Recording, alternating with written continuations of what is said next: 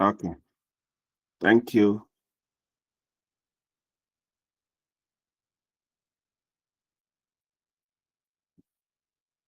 All right. So, as I said earlier, we're going to be looking at the legal protection for workers based on the position of the Constitution, the right of a worker that is in the formal and informal economies or sectors of the economy. And the right of a worker is can be found in the Labor Act 2003, Act number 651, that tries to consolidate all the key players in the labor market. The law talks about the duties and the right of a labor or an employee, as well as an employer, and formation of trade unions, as well as industrial relations.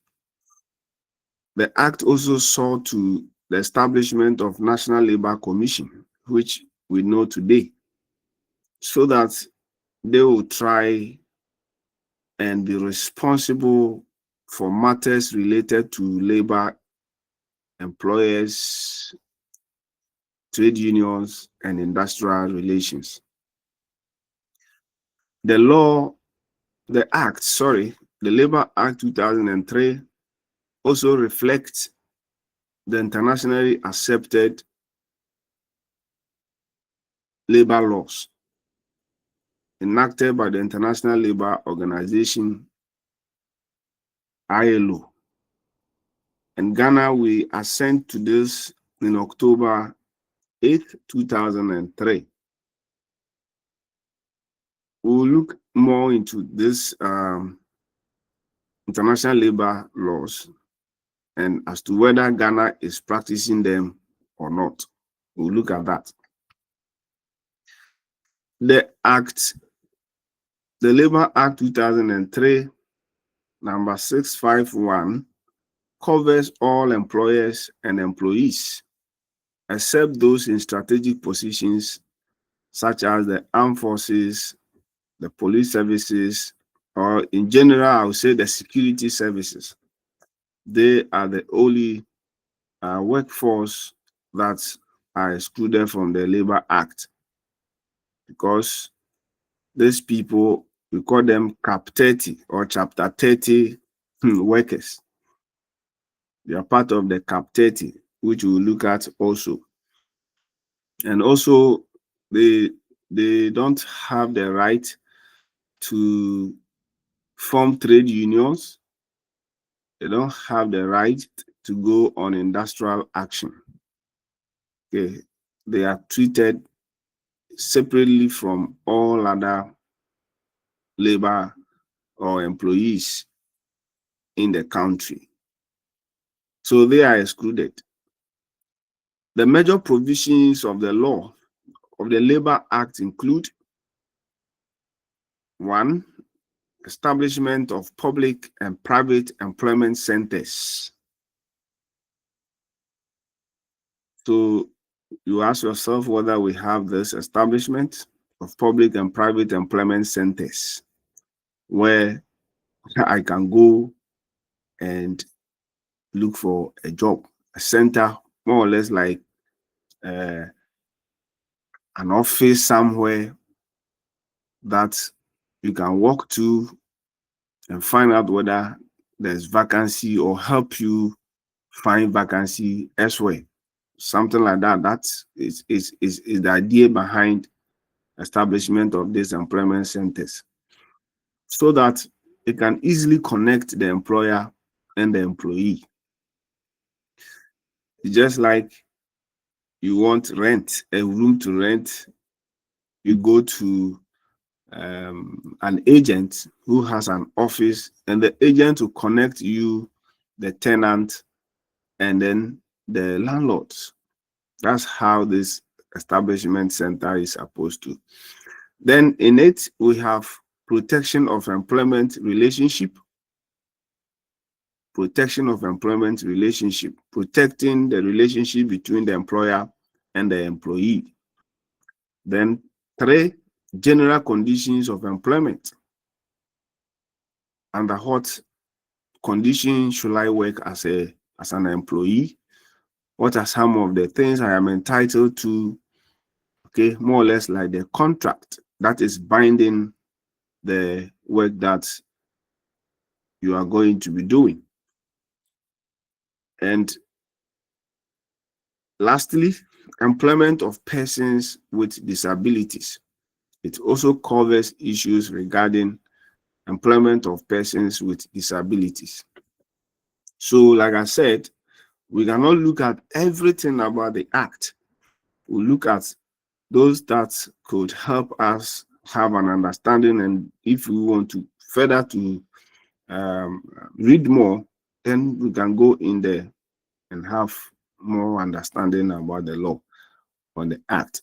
And please, so far as we are employers and employees, it is a must for us to go and read this Labor Act. Very, very important, so that you will know your rights as a worker. So when you read the Act, Part 3 talks about protection of employment. The Labor Act 2003, Part 3 of it talks about protection of employment. So we are going to be looking at, under this, we are going to be looking at the right of employer, the duties of employers, right of a worker, duties of a worker, and contract of employment. And contract of employment. So let's look at that. Rights of employer. The person who is going to offer you the job, he has certain rights. One of the rights of the employer is to employ us as workers, discipline us, transfer us, promote us, and terminate our employment of the worker. And terminate our employment as workers if it becomes necessary. So the one that employs you or employed you has the right to employ you. He has the right to also discipline you, transfer you, promote you, and terminate your contract. This is the position of the law. But it should be fairly conducted. That is why you have to read to know your rights, so that if the way the employer is terminating or is disciplining or is constructing promotion is unfair, you will know what to do. The second right the employer has is to formulate policies, execute plans, and programs to set targets. So it is the job, the right of the employer to have his targeted policies and determine how to execute or achieve these targeted policies using you, the worker. It is his right. He will determine where you should be, what you should do today, what you should do tomorrow, how you should do it, so that he can meet his or her target set. They also have the right to modify, extend, or cease operations. They have the right to modify what they are doing. Maybe I have hired you to work as an operator in my pineapple juice factory, and then along the line I can decide to modify by changing it from pineapple juice to mango juice. It is my right. You can't see why am I using you to produce pineapple instead of orange, or the vice versa. I have the right to also extend or expand whatever activity I am into, and then I have the right to also close down, cease operations, especially if I am not making enough returns or enough profit. Determine the type of product to make or sell and the price of its goods and services. They have the right to determine the product that they have to produce, the right to sell at a price that is reasonably within the law. Reasonable price. That is very, very important. You cannot produce and sell anyhow. Market forces itself will play against you, especially given the fact that today monopoly products do not exist. You may not have somebody doing exactly what you are doing, but you have a lot of people doing something that has some way, somehow, some substitution characteristics with regards to what you are doing. Meaning, it can serve the same purpose as what you are doing. So it is very, very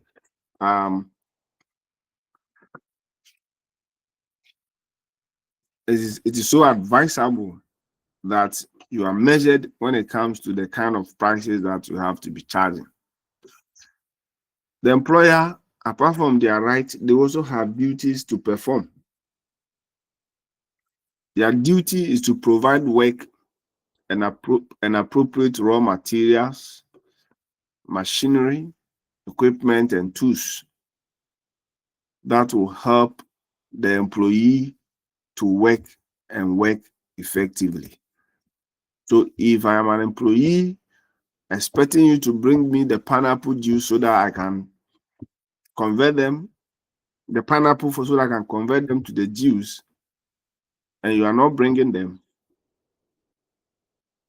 I have nothing to do. You have to provide them, then I will work with them. You have to also give me the machine. I don't have to go and buy the machine as an employee or any equipment and tools that will help me to convert the raw pineapple to the juice. They also have the duty to pay the remuneration agreed upon at the time and place agreed on in the contract of employment or collective bargaining agreement or by law or agreed between the employer and the worker. So any agreement that you went into that every 25th of every month I am going to pay you this so and so amount, and every week I'm going to give you this, such should be the duty of the employer. If the employer is going against whatever contract you have, then it breaches the law. If you know your rights, you can fight for your right as employee. The employer's duty is also to take all practical steps to ensure that the worker is free from risk of personal injury or damage to his or her health during and in the course of the worker's employment or while lawfully on the employer's premises. So this is also another duty of the employer. It is their duty to ensure that I work in a safe environment. Anything that could cause threat to my health, that can injure me or damage any part of my body, I have the right to speak or to voice out, because it is part of the job of the employer to ensure that a conducive environment, a safer environment, a healthy environment is created for the employee to work. Okay. Also, the employer is responsible for developing the human resource by way of training and retraining of the workers.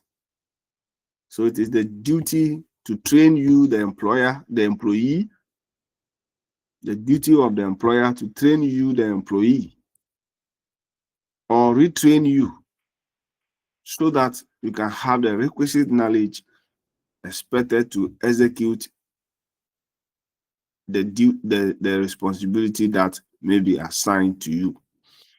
So if you hire me as a typist and I'm using the typewriter, and now there's computer, it is the duty of the employer, if only he's not terminating my employment but wants to still keep me, then it is his duty or her duty to give me training of how to use the computer so that I can continue to execute the work.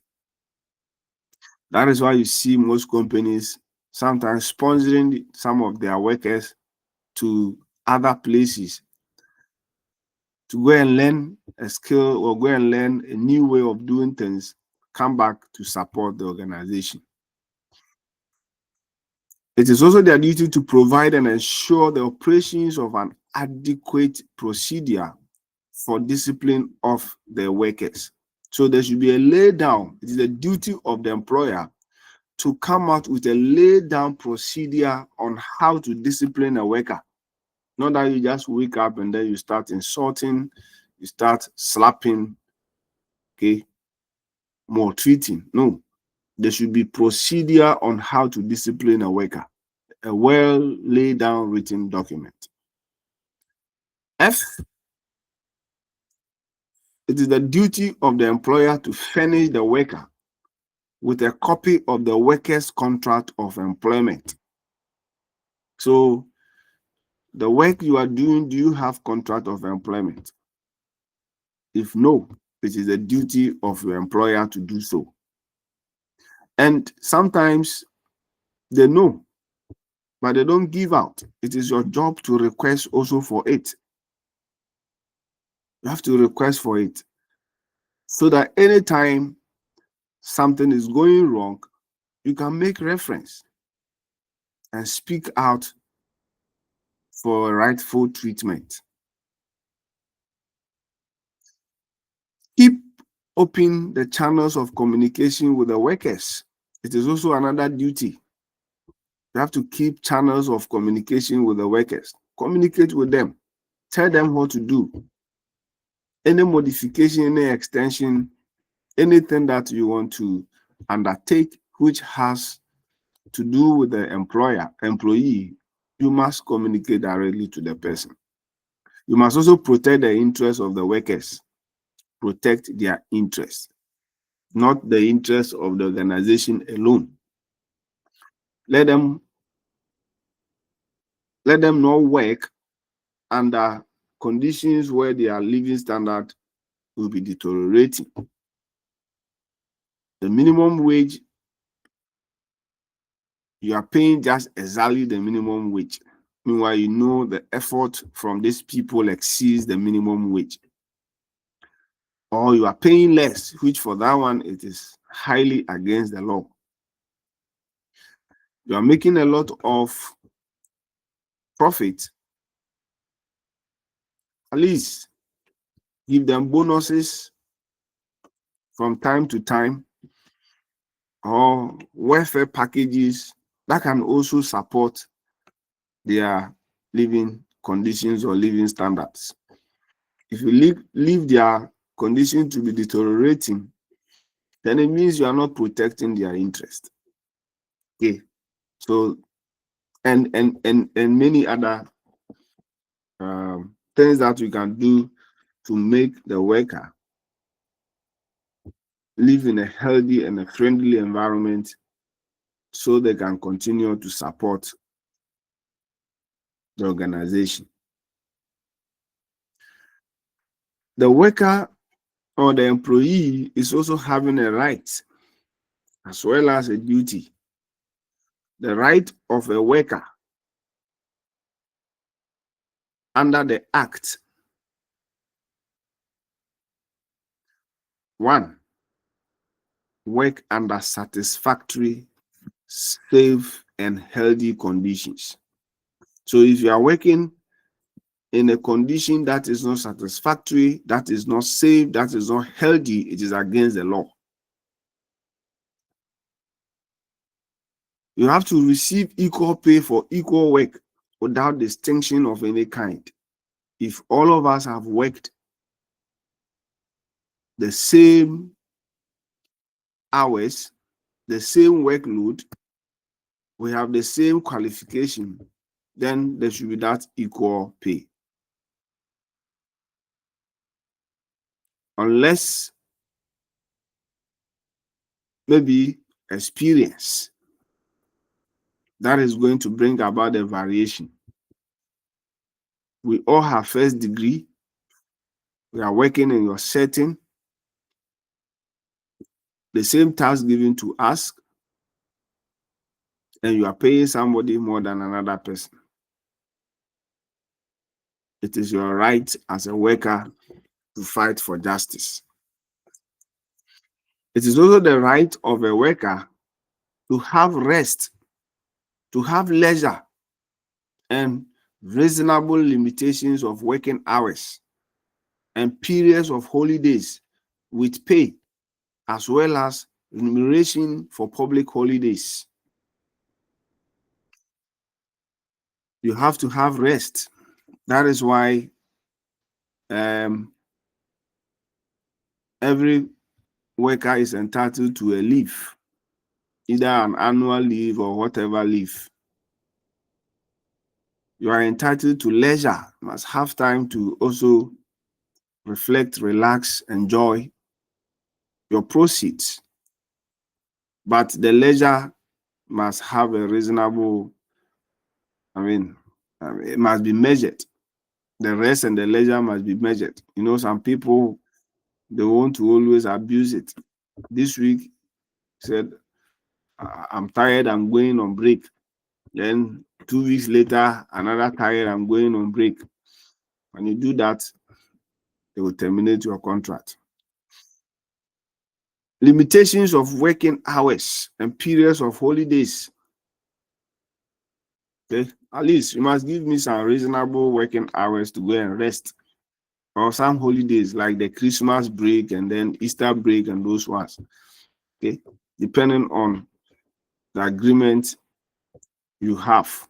And any of these holidays and resting hours should not reduce your salary or should not render you unemployed. You are entitled to receive your salary even as you are on break or you are on leave.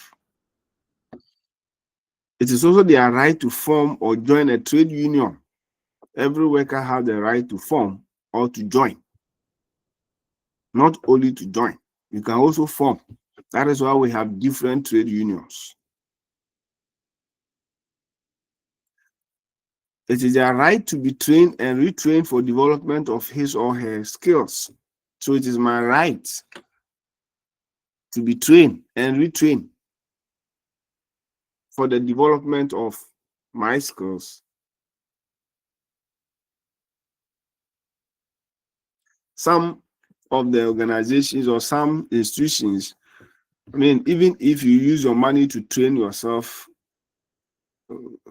that is going to be relevant to the organization. They'll pay your money back to you, or they will sponsor you once whatever you are going to learn can support the growth of the organization. What are the duties of a worker? You must work. You must work conscientiously in a lawfully chosen occupation. A lawfully chosen occupation. So don't go and work in any place at all where some of these laws will not cover. There are some occupations that are not lawful. If you work in such settings, then you don't expect to be having or speaking about your right and also your right. So it is your duty as a worker to work in occupation that is lawful. Somebody has weed company.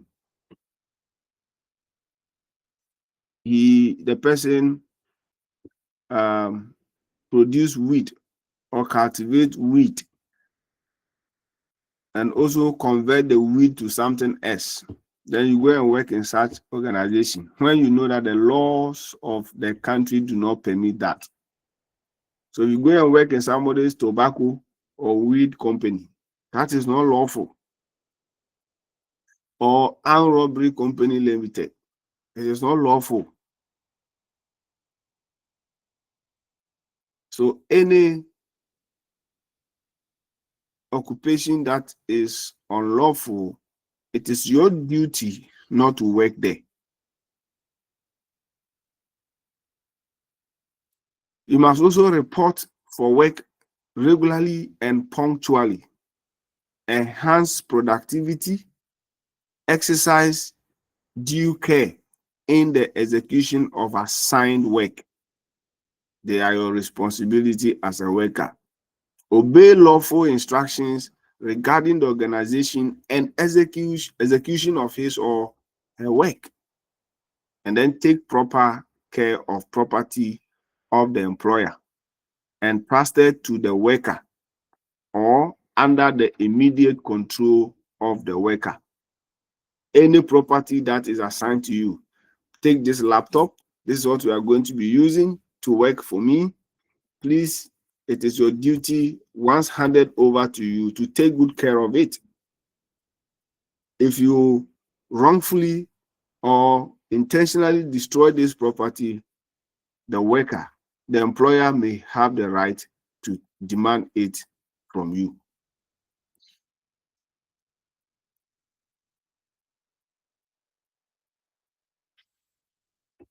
Then under the act, there's also a contract of employment. Employment of a worker by an employer for a period of 6 months or more, or for a number of working days equivalent to 6 months or more within a year, shall be secured by a written contract of employment. So it is the law that almost all organizations are following. See, nowadays, before they will give you a job, they will first want to give you 6 months contract or 6 months job. So that 6 months is meant to I don't know whether to assess you or to give you training, so that by 6 months they'll be able to find out or determine whether you can do the job. They'll study your character, study your effort, your expertise, your effort that you are exerting in the work, so that they'll determine whether to hire you or not. But once that, what the law is saying is that once that employment is for a period of 6 months or more, there should be a contract. You must give me a contract letter. A contract of employment shall express in clear terms the rights and obligations of the parties. So if somebody is giving you employment contract, read carefully to understand. And in it, you must clearly see your rights and your responsibilities, what you are entitled to and what you are supposed to be doing from both parties. Okay. So that is the position of the Labor Act 2003. These are not all. Please, once introduced to it, I expect that you would find the Labor Act. You can download it online and read more about it.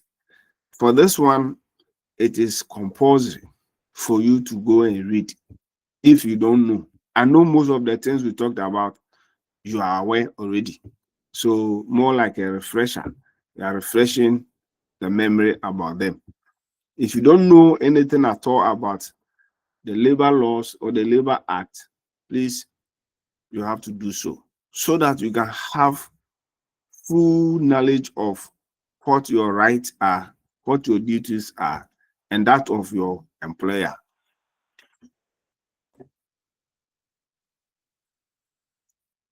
Okay. Now, social protection for workers. Social protection for workers.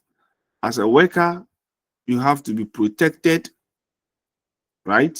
Not only in the form of injury at workplace or against injury at workplace, but protection in the form of money, income, so that they'll give you some money to protect yourself against today and tomorrow. Sickness, right? We'll look at some of the forms of social protection in the next slide.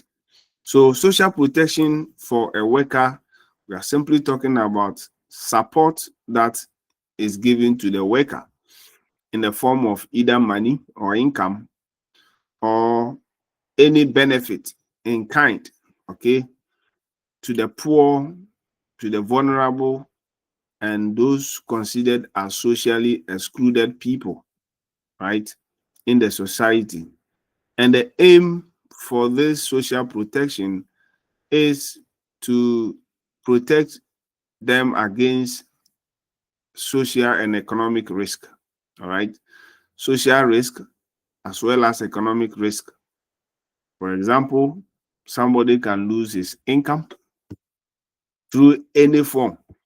Like we saw the China City Mall, the Kumasi City Mall, assuming it's for an individual, the person has lost income, and that is a risk, okay? Or there are theft cases, these are all risk, or the COVID-19 is an economic risk, or exchange rate depreciation. The CD depreciation is a risk, which is economic. High inflation is economic risk, right? So because of this risk, there should be contingency or there should be plans to cushion people, what you call the safety net, right?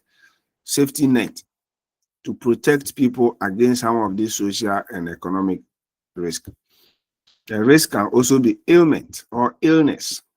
You are well today, tomorrow you are not. Okay, so we'll look at some of the social protection, forms of social protection in Ghana. We have social security. You can talk about your SNIT. You can talk about superannuation. At the university, I think they use to use superannuations, right? And then social insurance, social assistance, welfare services, labor market interventions, microfinancing, child protection. These are all social protection or forms of social protection. But all may not work in a single country. All may not work in a single country, especially in our case.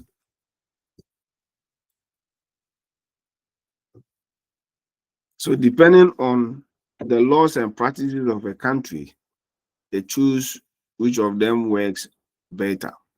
So in our various workplaces, I know most organizations have these welfare services or welfare schemes for members.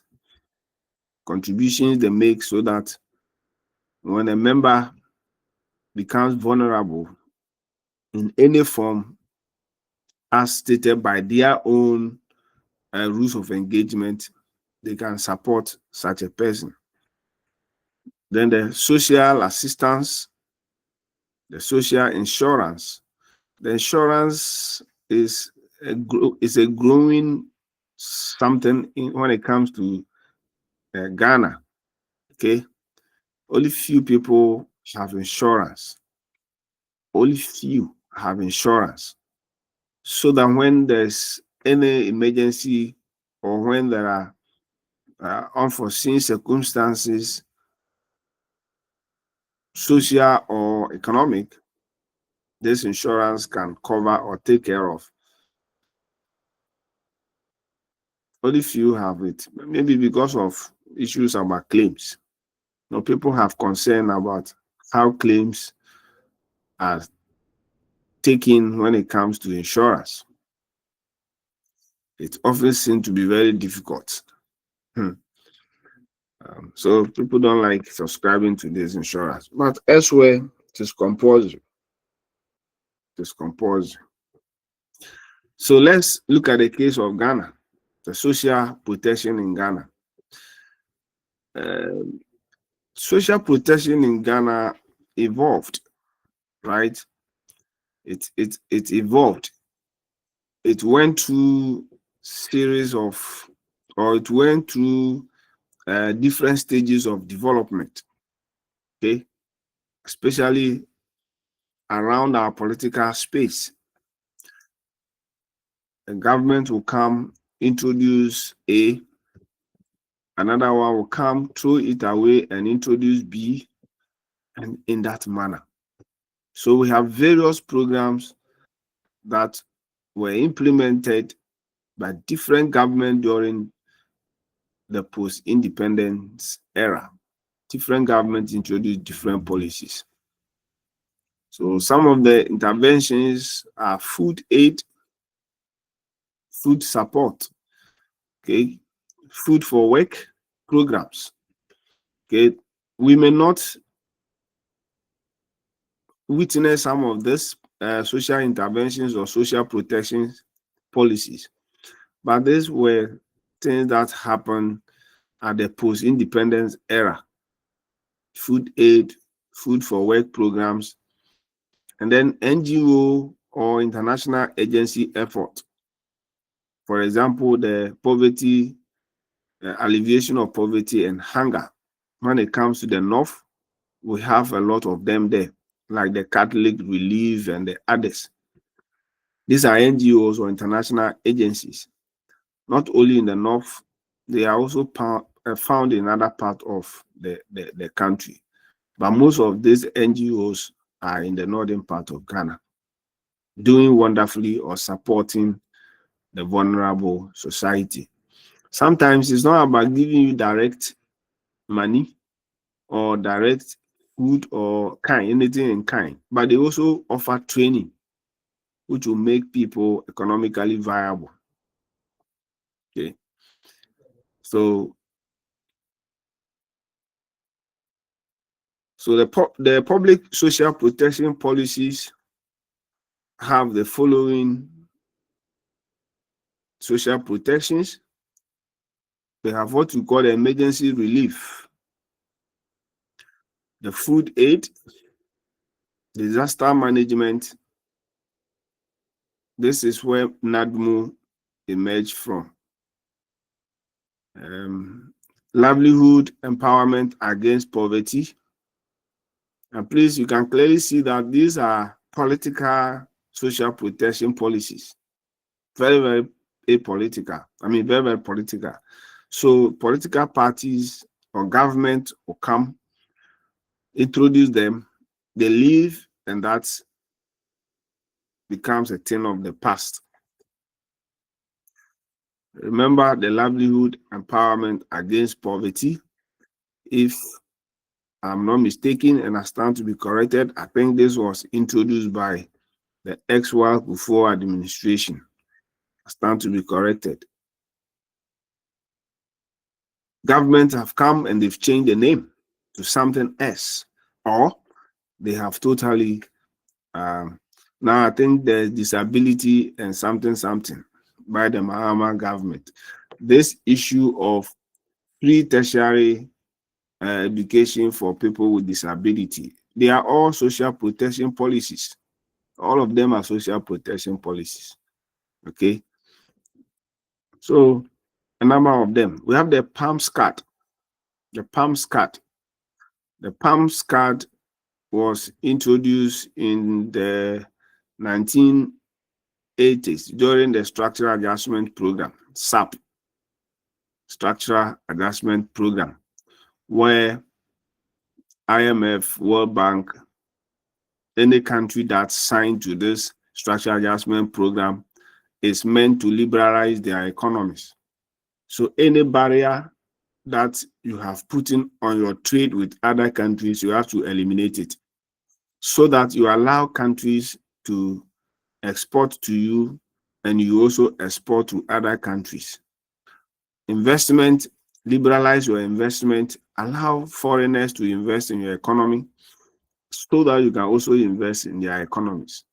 This liberalization brought about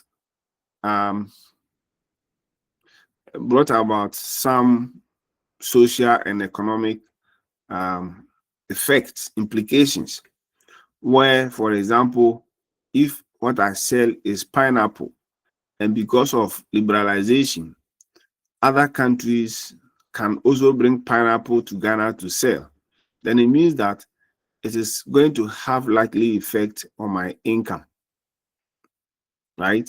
So this shift, this structural adjustment has caused a lot of people to lose or to have deterioration in their welfare, whilst others to their welfare improved.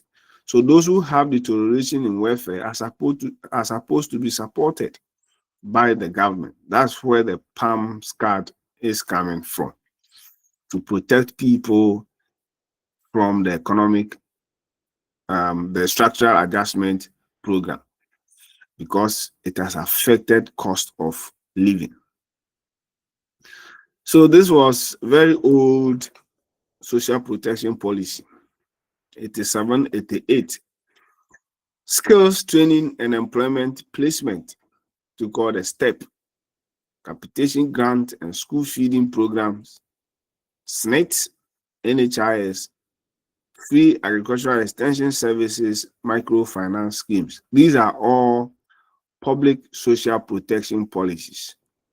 They are meant to protect people either today or into the future.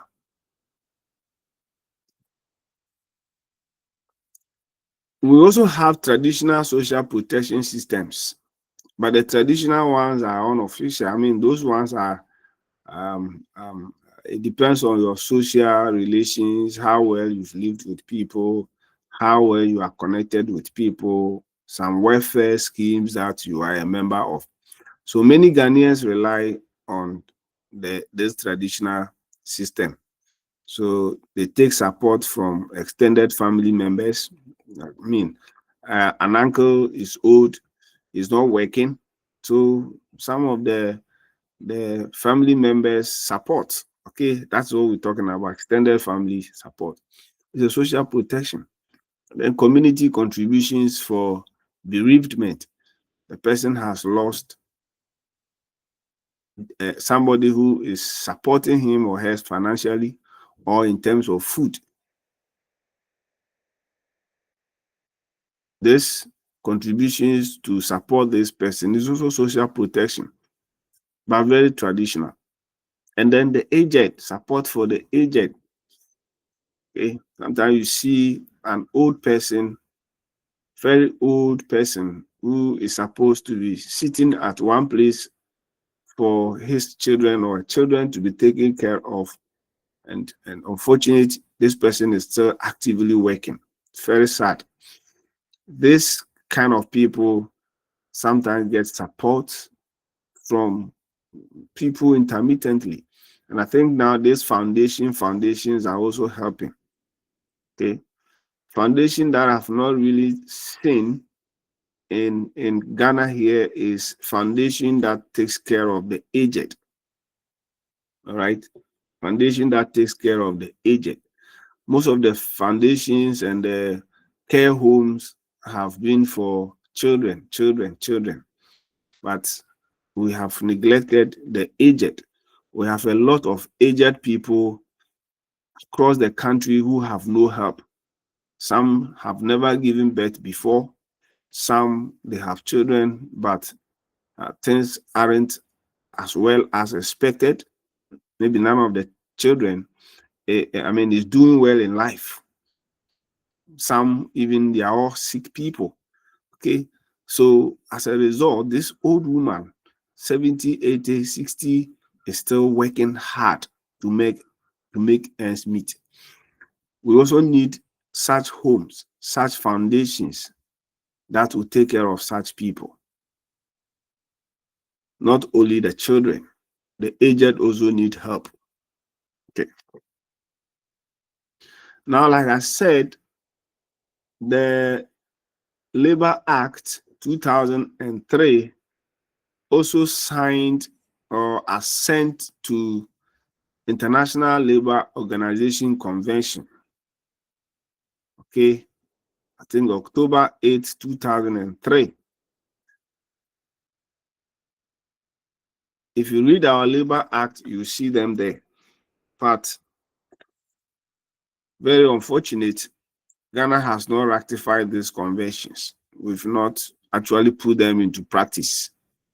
We have assent to it, but we are not practicing it. I think the current government has picked one of them and is working on it. Okay, so let's go through this ILO conventions 102 1952, which we assented to in 2003. So 102 convention 102 by ILO provides that if you are a member of International Labour Organization, or if you have assent to that convention, then the following must be rectified in your country. One, you must provide Medicare. And that's what I'm saying, that the current government has picked it up. And let's see how it will go. That is the Mahama Care. So it is picked from the ILO convention. Then sickness benefit. In the ILO convention, if somebody is working for you and the person is sick, there should be sickness benefit, especially if the person cannot continue to work for you. There should be sickness benefit. Unemployment benefit. We don't have it, but elsewhere they have. If I am unemployed, I have to be receiving certain benefits from the state until I get employment. Old age benefit.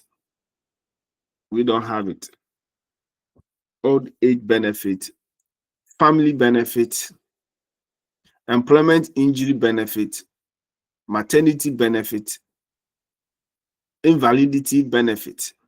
Invalidity means someone who is either physically or mentally ill, and as a result, he has been certified as someone who cannot work. Okay, you were active working, or you've never worked before because of ailment, that there's a certification to that effect that this person cannot work based on his condition, you must be receiving benefit. Then we have survivors benefit. And like I said, Ghana has not ratified these conventions. They are not in practice in our country here, except the Medicare that I said, it has just been picked. So we are yet to see where it will go. Then the unemployment benefit, even if you see unemployment benefit in Ghana, then it is maybe industrial structural adjustment. For example, let's say you have hired 50 people, and for economic reasons, you have to reduce your size. So some people must be laid off. Okay, then you compensate them in a way that we are sorry, we have to lay you off, or redundancy. That's where you see some of these little benefits, lump sum benefits coming in. But as a fresh graduate, someone who has never worked before, who is looking for work and hasn't gotten one, you will not be paid. But elsewhere, people receive salary to that effect. So Ghana's constitution and social protection, when you read Article 37(6) of the 1992 Constitution, it states that the state shall ensure contributory schemes that guarantee economic security for self-employed and other citizens, and provide social assistance to the aged for a decent standard of living. What does the article say? The article is basically saying is that the state must make sure that there is an institution or there is a body that will be responsible for collecting monthly contribution from people to form social welfare or to form security for them into the future, whether you are self-employed or you are employed by the government, so far as you are a citizen of Ghana. Or even if you are not a citizen of Ghana and you are working within Ghana and you still want to be part, I think the law states, because it is here, other citizens. Other citizens here makes room for non-Ghanaians. And provide social assistance to the aged. That is why Senate, this is the law that gave birth to Senate. This is the law that gave birth to Senate. So Senate came into force to help protect aged people and to provide social assistance or security for people so that their living standard will not be deteriorated when they leave active service. So the PNDC Law 247, 1991 establishes the Social Security or the Senate, which is a body that provides social protection for old age, invalidity, and death. So this is a law that established Senate. And Senate is positioned to provide social protection for old age, but you must contribute. So we'll be looking at how all this is done. And like I said, except those who are not working and those who are not, who are in the cap 30, who may not know anything about Senate. The rest of you, I know you know much more about the operations and dealings of Senate. So Senate operates on social solidarity and intergenerational resource transfer principles. The intergenerational resource transfer principle simply means that if I contribute today and I am no more, somebody can go for that money in lump sum. That is the intergenerational resource transfer principle. So any contribution you have made, if you are no more, somebody can go for it. So the law makes provision for that. That is why people take pension, either a father or a mother's pension income. Okay, so membership of Senate. Hello. Good morning, Bob. Good morning. Good Please, I morning. need clarification. It seems you spoke about the security services being in Cap 30 also, and they not belonging to Senate. So once they don't belong to Senate, do they enjoy Senate benefits, or they have a particular scheme that takes care of that? No, they don't enjoy Senate benefits. They are not part of Senate. You know, I'll get there. But when we say Cap 30, these are people who are working in the security services and people who are also given job at a certain cut-off age. All right, age matters when it comes to those people. And then they don't pay that 5% that you 5.5% that you pay as tier 2. They don't pay. Their employer pays everything 100% of their security or social security, but that social security don't go to Senate. Are you following? Government pays everything 100% for the cap 30 people. So the cap 30 people receive their salary. If they are receiving 500 Ghana cedis every month, the only thing they will pay is their tax. but they will not pay anything like the social security, nothing like that. Government pays everything 100% for them, but not from their salary. So we look at that. I think I have a small note on the Cap 30 and then the Senate.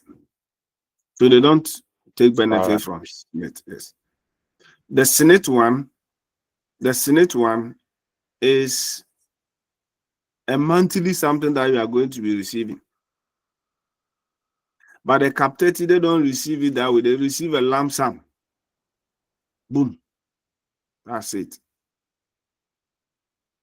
Unless you personally want to go and have other insurance packages, the tier 2 and the tier 3.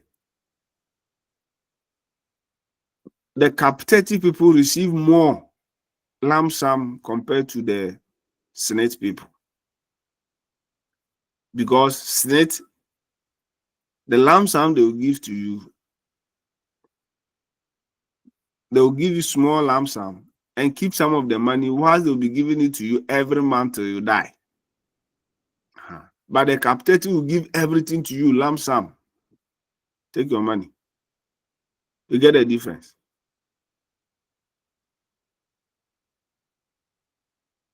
Are you with me? Am I alone? Yes, Doc, I'm with you. Oh, okay. All right. So we'll get there. We'll get there down there. I mean, I think I have a note on the Cap 30. All right. So membership of Senate, it is open to all workers, both formal and informal. Everyone is allowed. But you know, the formal, the informal sector having Senate very, very small. The fraction is very, very small. Operational for self-employed and exclude military and police, as well as the immigration, those in the security services, they are excluded. By July 2024, Senate has about over 1.9 million active contributors. 1.9 million. Over 1.9 million active contributors as of July 2024. And those on Senate payroll as pensioners is 257,666, 257,666 as of October 2025. These are the active people on Senate payroll. The features and the contribution. How is the contribution done? The one who employed you, which is your employer, will pay 13.5%. I think it's been revised to 13.5. Will pay 13.5%, 13 to 13.5%. And then the employee, which is you will pay 5.5%, making up a total contribution of 18.5%. From the 18.5%, 2.5 goes to National Health Insurance Scheme, right? Then the self-employed people, they also pay 18.5% of their declared income. So if you declare your income, tell them that, every month I get 500 Ghana cedis. Then they will calculate 18.5% of that. Then you pay every month. What I have not really looked at is the mode of payment, how these people do their payment, whether there are these people who work to them for the money, or they work to Senate themselves, or they work to bank to pay, or this how the deduction is done. I've not really paid attention to that. If anyone has knowledge about that, you can share how the informal sector make their payment, whether through they work to the bank themselves to pay, or they deduct them just like the way they are doing the deductions for the formal workers, or they work to Senate to pay, or Senate goes to them to collect the money. If you have an idea, you can share. Okay. Contributions for at least 240 months is required for full pension.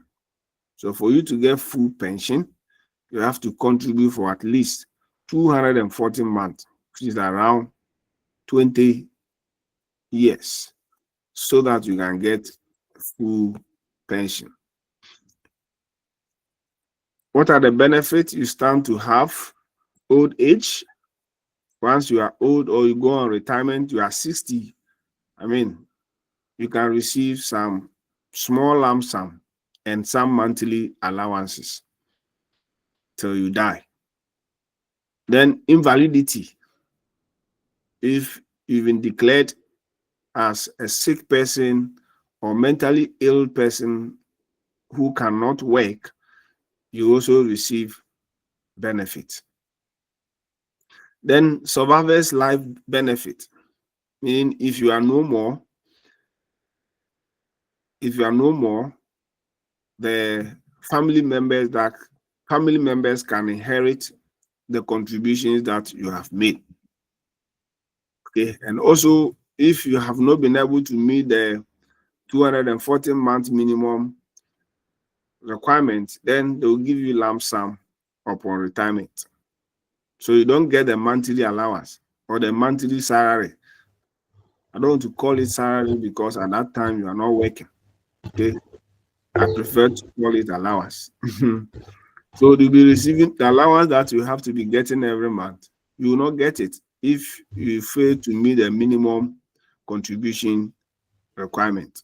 They will rather give you a lump sum, and that's it. Any question? Doc. Yes. Thank you for the opportunity. My name is Erikopoka Samoa. Okay. Concerning the third point, survivor's life benefit. That is why I have some. I want No you problem. to clarify it for me. Yes. Do you refer to the fact that somebody is dead and the beneficiary have to go and receive that amount on the person's behalf while the person is dead, or that one I'm not clear with it? Okay, what I mean here is that let's say you have two things here. One, if I have gone on pension, right? Yes, sir. But I didn't contribute up to the 240 month minimum requirement. Okay. Then I cannot get monthly salary. I would rather go for my lump sum. Okay. Based on their calculation, then that's it. Then two, my family members can also go for it. Even when you are dead? Yes, when I'm dead. Okay. Yes. The same thing. Okay. Yes. When my father died, we went for it. Okay. So not until you've contributed for the 20 years, you cannot go in for the monthly salary as it is declared in their rules. Exactly. Okay. So if you don't get the 20 years, but you've contributed, what you get is lump sum. They'll calculate everything and give it to you, and that ends it. So, by supposing that I have reached the requirement years and I have maybe resigned from a specific area where I'm working, maybe to travel abroad to go and work and continue with the process, or I may not do it at all. What will be the outcome, Doc? You see, if it doesn't necessarily mean that if I start from Unilever Ghana, I have to, and I move from Unilever, then that ends my contribution. Okay. Abroad people, even if you're a Ghanaian and you are in abroad, and you are even in an informal sector, you are still given the opportunity to contribute to SNET. So if you travel abroad, you can still go ahead and contribute. Okay. All you have to do is, the issue here is your employer, which is the 13% that your employer must pay. That is what will be problematic. Are you getting it? But yes, for your 5%, you can continue to contribute, and that will go into your tier 2. So what you do is that you can have an arrangement and still be paying what your employer is supposed to be paying. Okay. Even when you are out of the country. Yes. Yes, sir. Yes. Thank you very much, Doc. You're welcome. Okay. So the SNIT issue is more for those in the formal sector, even though I said the informal sector is also supposed to, is allowed according to the Constitution to be contributing to SNIT, right? But when you look at SNIT, the composition is more for people who are in the formal sector rather than those who are in the informal. Only small informal sector workers contribute to SNIT. So let's look at the informal sector social security scheme, or what made these informal people to join the SNIT, the payment of the monthly payment towards their old age. It wasn't there at the establishment of SNIT, but later they introduced it, and that was in 2005. We call that the Informal Sector Social Security Scheme. It was launched in 2005 to extend the social security to informal workers and self-employed. Members of the informal scheme are entitled to any of the three benefits of the scheme. One, old age. They are entitled to old age pension, but unfortunately, it is a lump sum. All right, it is not monthly as in the case of a teacher or any civil servant that's contributed every month. If you're in the informal sector, SNIT will give you lump sum at old age. If you are invalidity, you also receive a lump sum. And if you lose or you lost a life, you also receive a lump sum. I mean, your family members can come for that life benefit. All right. So the difference here is the informal sector lump sum scheme is what you have. The scheme is lump sum, unlike the formal sector. The formal sector, the only time you have a lump sum without monthly stipend is when you did not contribute up to that 240 months. Right. So the informal sector scheme, unlike the formal sector scheme, is a voluntary money purchase scheme. It's voluntary, it's not compulsory. The formal sector is compulsory, informal sector is not compulsory. It's very voluntary. So you decide whether you want it or not. Who are those qualified to join the informal sector scheme? Any worker in the informal sector, age between 15 and 59 years. 15 years and 59 years. Sometimes there's a problem when you want to look at age with regards to employment. Because we have signed to the International Labour Organization laws, or we are a member of the International Labour Organization and assent to their labor laws or rules, we are forced to be using 15 years in our analysis. But when it comes to Ghana, it is 18 years. So there's some confusion when it comes to the use of this age in determining employment, unemployment, and labor force participation. Those are the worst 15 years you're allowed to work. But those of us here is 18 years. Okay. So when you see 15 years, please don't query yourself too much. 15-year-old person will not be allowed to work in Ghana. You are still in school, unless very informal, where nobody really cares, where contract is not written. Then somebody will employ you at age 15 for. So we have two stands when it comes to the law. In Ghana, it's 18 to 59, but international labor laws is 15 to 59. Okay. So challenges of social security schemes. The challenges are low coverage, especially for the informal sector. When you look at SNIT, now we are talking about 1.9 million people. A little above 1.9 million people have subscribed to SNIT or are paying SNIT. So you ask yourself, how many are we? Those 18 years and above, how many are we in Ghana? If you use the voters register, we are over 18 million. If you use the voters register, those 18 and above, meaning those who are qualified to work,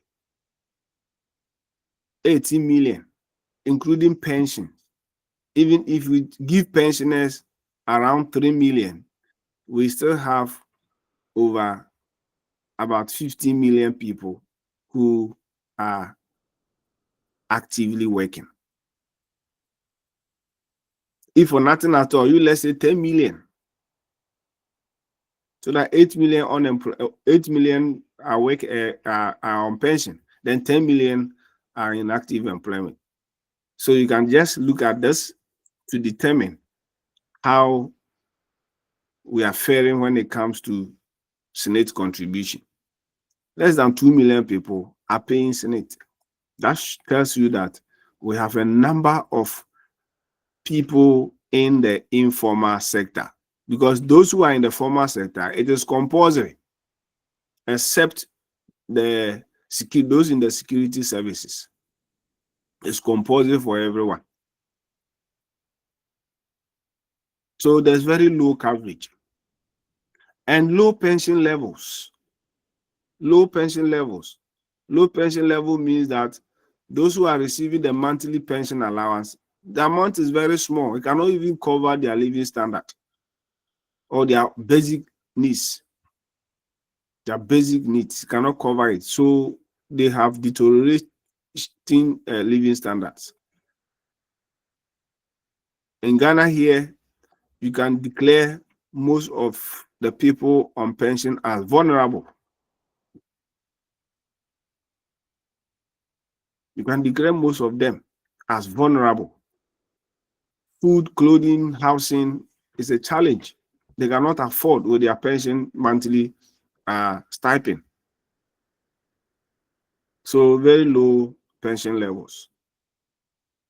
I think there was an analysis done by SNIT or Ghana Statistical Service. Very interesting. If you look at the gap between the highest earning person and the lowest earning person, it's about 81 times. The gap between the highest earning public servant and the lowest earning person, okay? Not those in the informal sector. We are talking about the formal sector, those who are working for government. The gap between the highest pay and the lowest pay is about 81 times. And those who are in the lowest pay constitute close to 80%. So that should tell you how your pension is going to be. Because the highest you earn, the highest your pension. I think there was even a figure on the amount the highest pensioner is receiving. I've forgotten. It's been a while. You can find out the amount the highest person is taking on pension or from SNIT as a pensioner, and the lowest, the amount the lowest person is taking.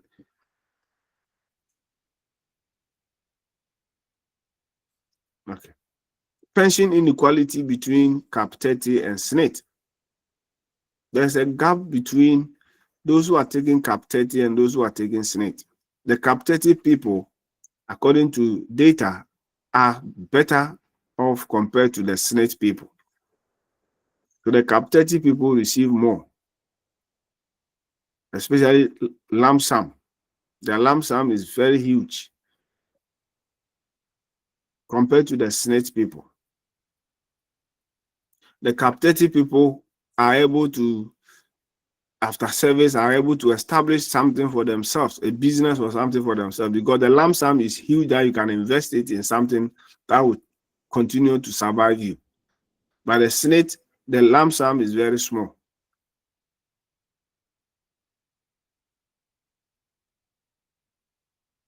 Sustainability concern due to demographics and economic shift. Whether SNIT is going to be sustainable or the social security scheme for especially the informal sector, whether it's going to be sustainable is another problem. And then there's also demographic shift. For example, we have most of these aged who are receiving pension being found in the urban areas compared to the rural areas.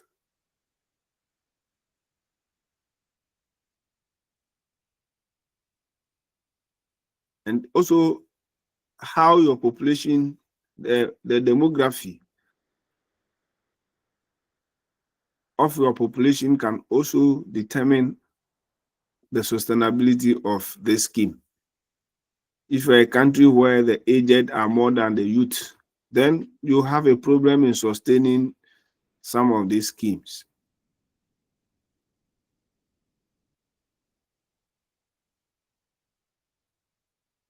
Let's look at the contribution structure for the Cap 30. It applies mainly to security services and some older public servants recruited before certain cutoff age. These are the people who fall within the Cap 30. The Cap means chapter, okay? It's chapter that is shortened to be Cap, chapter 30. When you read the Social Security Act, you go to chapter 30, you see all of this. Employees pay 0%, but let's compare that here. For the SNIT, employers pay 13% and employees pay 5.5%. But when it comes to Cap 30, there's a difference. Cap 30, employees pay nothing and employers pay 100%. So the government pays everything. Workers do not pay anything throughout their career towards pension. The government pays everything for them, and he doesn't pay it out of their salary.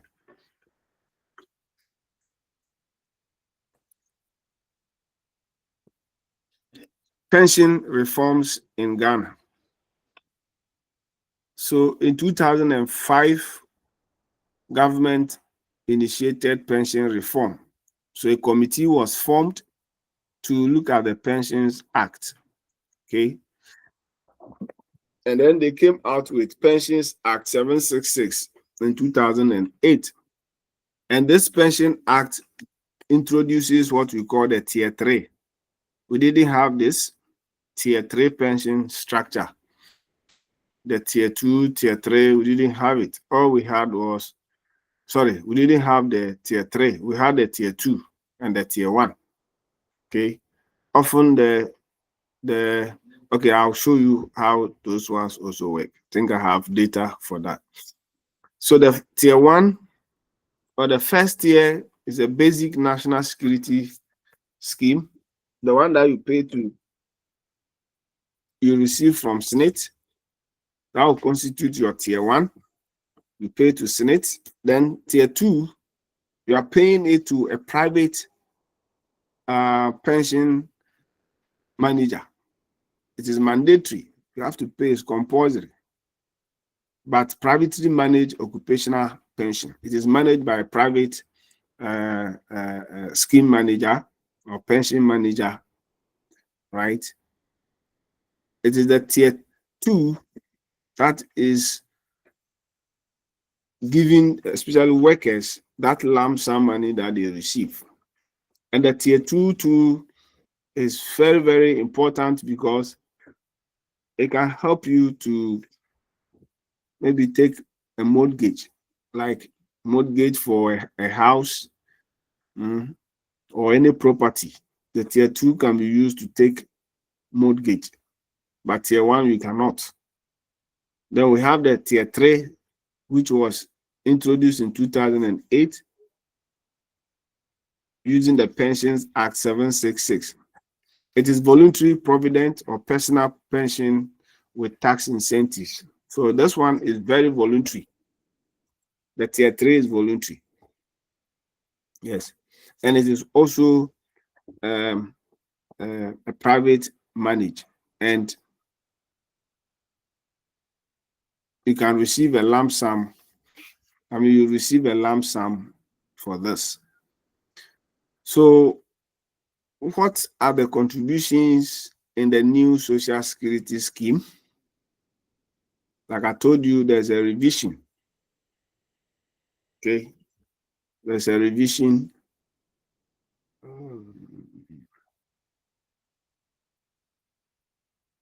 Sorry. There's a revision. The existing employers' contribution used to be 12.5%. Is how much employers were paying for their employees to SNIT.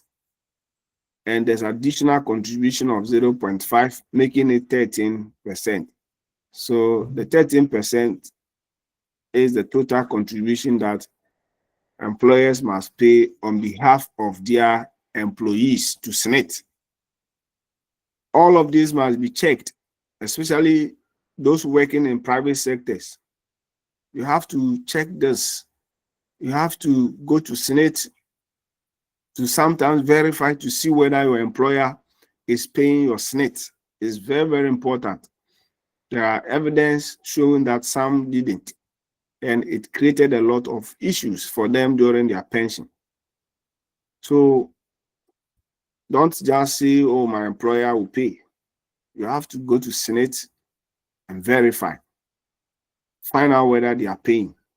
Or anywhere you can find out, go and find out whether your pension is being paid.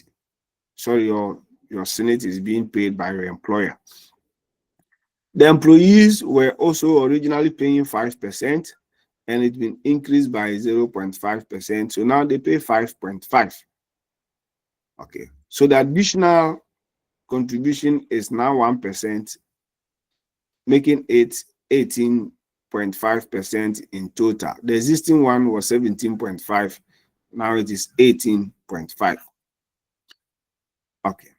So the 13%, sorry, the 13%, which is now mandatory payment by employers to SNIT for the tier 1. How is it managed? 2.5% of this amount goes to National Health Insurance Levy. The 13%, 2.5 goes to National Health Insurance Levy. And then 11% is the pension. So the actual amount you are paying for your pension is 11% for the tier 1. And the tier 1 is what we are going to be relying on every month from SNIT. 11%. The 2.5% is National Health Insurance Levy. Then the 5% that you were paying,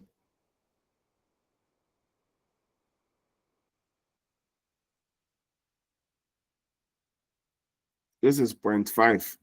Please, the 0.5 here, this one, employees' contribution, which is the 5.5%.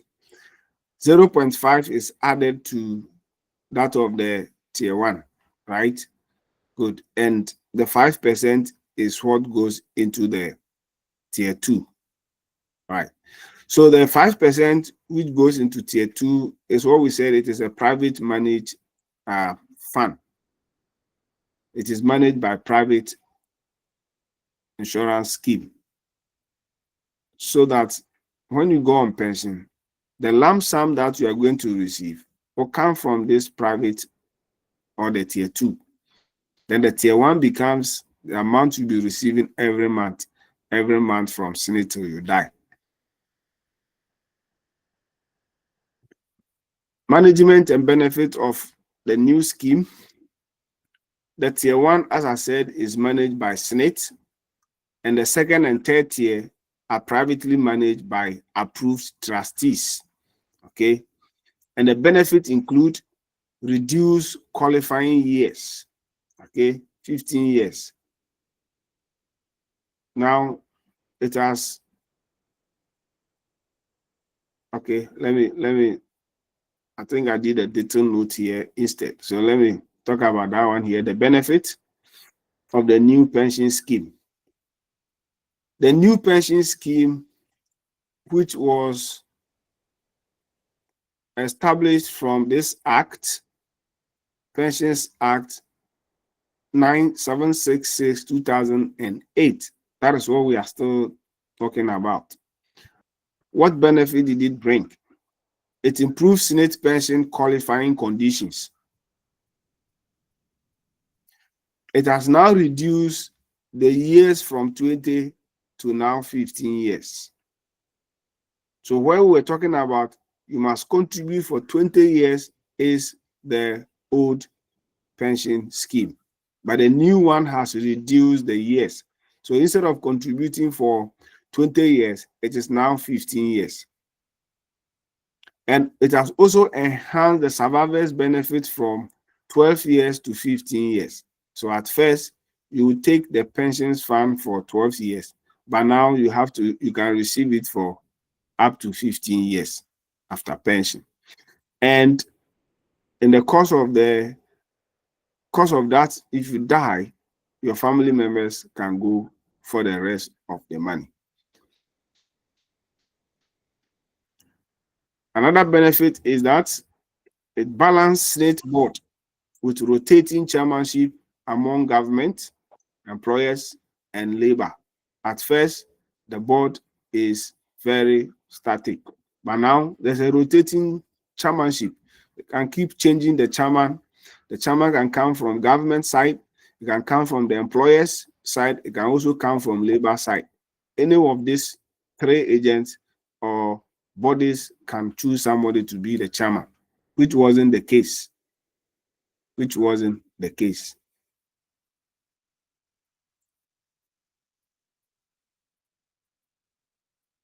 So that is an advantage. And second tier lump sum benefit exceed both Cap 30 and SNIT lump sums. See the Cap. Right. Okay. The second tier, like I said, you are going to receive a lump sum.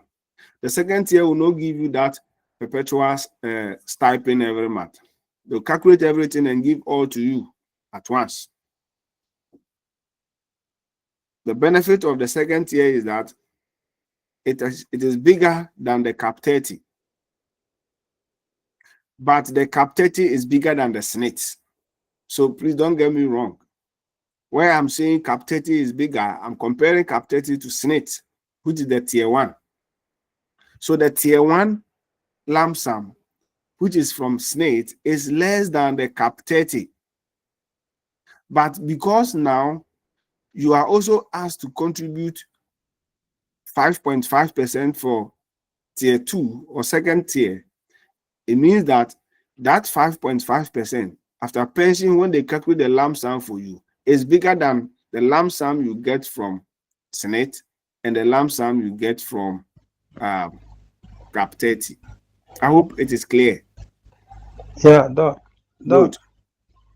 Doc, I have concerns, please. Go ahead. If I heard you right, we are comparing Cap 30 to that of SNIT, which Cap 30 is higher than the SNIT. Yes, in terms of and lump that sum. of because of the lump sum, and that of the tier 2 is also higher than Cap 30 in terms of lump sum. Is it not the case? Exactly. Good. But here is the case. I attended the workshop somewhere last year. Yeah. And then the tier 2, which we are part of it from the GES perspective, they came and they made us aware that the government is worrying about 7 months to 8 months. That is the GESOP, yes. Yeah, only. Yes. So instead of the government releasing the money for them to invest as a tier 2 fund manager, they are not bringing it. And as at that time, the government was owing about 7 to 8, 9 months. They haven't brought the money to them to invest for us. So we made the GESOP conference, and they made us aware that we are the contributors.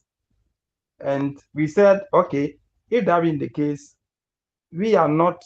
They're supposed to negotiate with our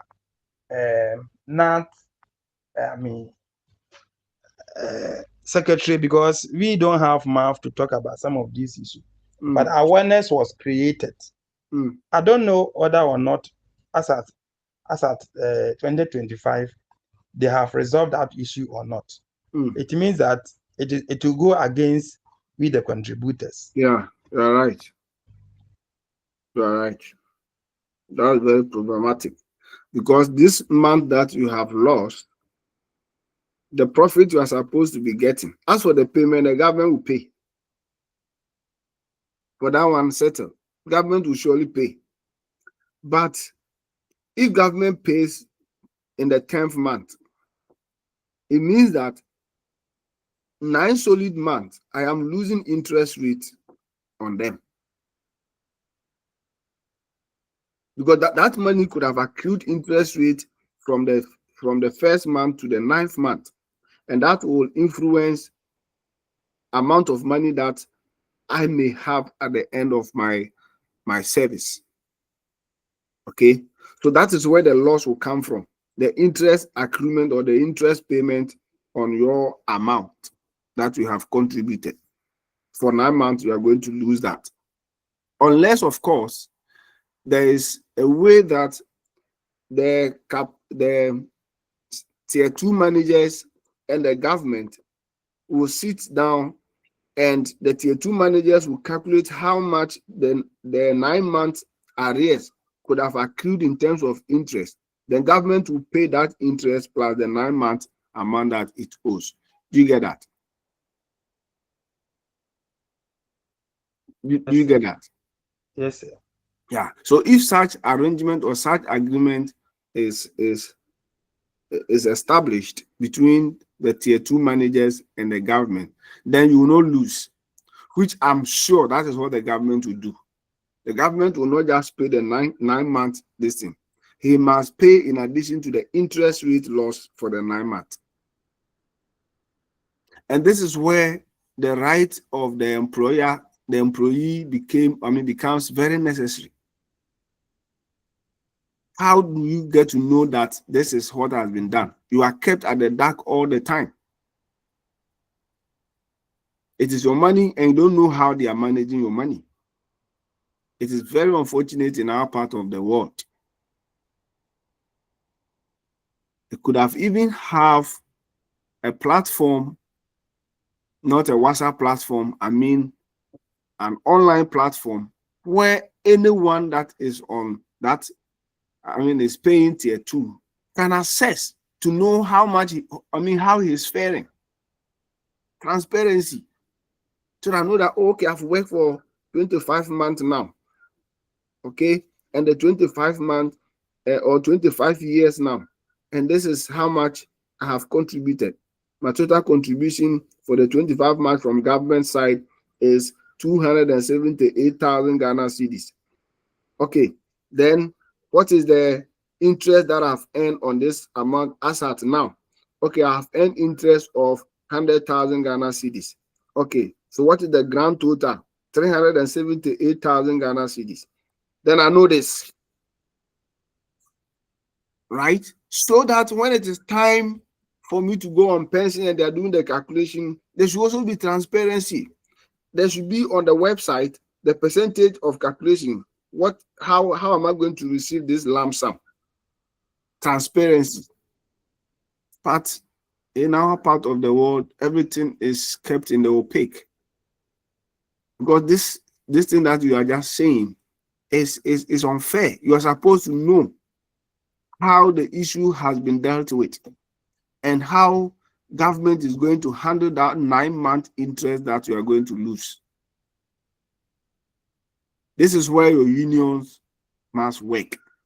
This is the job of your union. Whether you are in NAT or you are in NAGRAT, this is their job.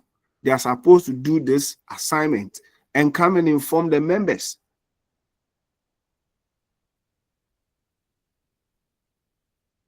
Okay. I am not I'm not abreast with how your issue will be handled, but I can assure you, government will surely pay that interest loss, because the second tier people will not just accept to receive the money, only the money. Because that's not the agreement. The agreement is that every month the money you pay must be invested. So if you have delayed in payment, then it means that interest that this person might have gotten, you have to pay that one in addition. Then it covers up, so that you have no issue about you losing into the future. Okay. Another benefit is that workers can use future lump sum benefit as collateral for mortgage. Okay. You can use your future lump sum benefit, especially the tier 2. The tier 2 and the 3. These are managed by private person. You can walk to them and collateralize it for a mortgage. Maybe you are building a house. You have gotten to the roofing level, or you are level with the finishing, the plastering, the buying of the doors, tiling and whatever. You can use that to collateralize your this and take a mortgage. They'll go and then finish it out for you. Or you want a house, a 2 or a 3 bedroom, based on how much you have contributed, they can collateralize it to give you that. Okay, that is one benefit. As to whether your country this is feasible is another concern. Greater work control through privately managed second and third tier schemes. Because your second and third tier schemes are managed by a private person, you have control over it. Okay, this is where I say the right of the worker. If you don't know your right, how do you even control it? So this is a concern to all of us. Find out some of the rights you have in the management of your tier 2 and tier 3 schemes. The second tier defined contribution schemes ensure fairness, benefit directly, match contributions, and motivate voluntary savings. Yes. So the second tier, there's much fairness in the second tier compared to the first one. Because this, like I said, you should know how much you have contributed for all your working life. You should be able to know this every month. How much are you paying? How many months have you worked? You are paying 5.5% of your income, okay, into tier 2. But remember, 5%, the 0.5 do not go into your tier 2. It goes to support National Health Insurance Scheme. So basically, it is 5% that you have to use to calculate. So if you are receiving 1,000 Ghana cedis every month, you are paying 5% of 1,000 Ghana cedis in this fund. Once you are paying, your employer is paying 13% into Senate. All right. So for the Senate one, the transparency may be issued, but the tier 2 is very clear. You can do your own calculations and know how much you have contributed so far. Where they have to also support is to let you know the interest rate that they are putting on your invested funds every month or every year. So you can still go ahead and do your calculation so that you can know. But transparency, like I said, sometimes on paper it is transparent, but when it comes to claiming, it is another problem. Like the way some of the insurance companies are behaving. Okay, when you are buying the product, it seems very transparent, and it is time for you to claim. That's where you see that there are other hidden clauses that either you didn't pay attention to or they didn't make it privy to you. Introduction of introduction of special pension coverage for informal sector workers. So the new pension scheme also made it possible for informal sectors to be part of the pension scheme. We just have to structure it nicely and beautifully, especially in the collection side. You know, people are reluctant to save. They are reluctant to contribute to some of this old age thing when the mode of payment is not friendly. Okay, maybe she has to walk or he has to walk or take a car so many kilometers before he can make the payment. I mean, if such things are in place, it will make it uncomfortable for them to contribute. So if the platform is developed, well educated, educate them well on how they should make the payment, very flexible, or they have people who will come around to take the money from them. I'm sure it will get, it will motivate a lot of informal sector workers to begin to contribute to SNIT. Okay. Another social protection policy is the National Health Insurance Scheme. It is also a social protection policy. It wasn't just there for the sake of healthcare.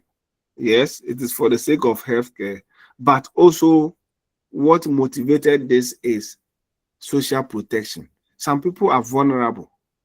They cannot afford the cash and carry system. So what can we do to make sure that such persons can still have access to healthcare without being constrained when it comes to income? That is what brought about the introduction of the National Health Insurance under Act 650 2003. So 2003 brought us a lot of social protection schemes, and it was also based on the solidarity and equal access for all citizens. Please, Doc. Yep. Please, I have concerns about the National Health Insurance Scheme. No problem.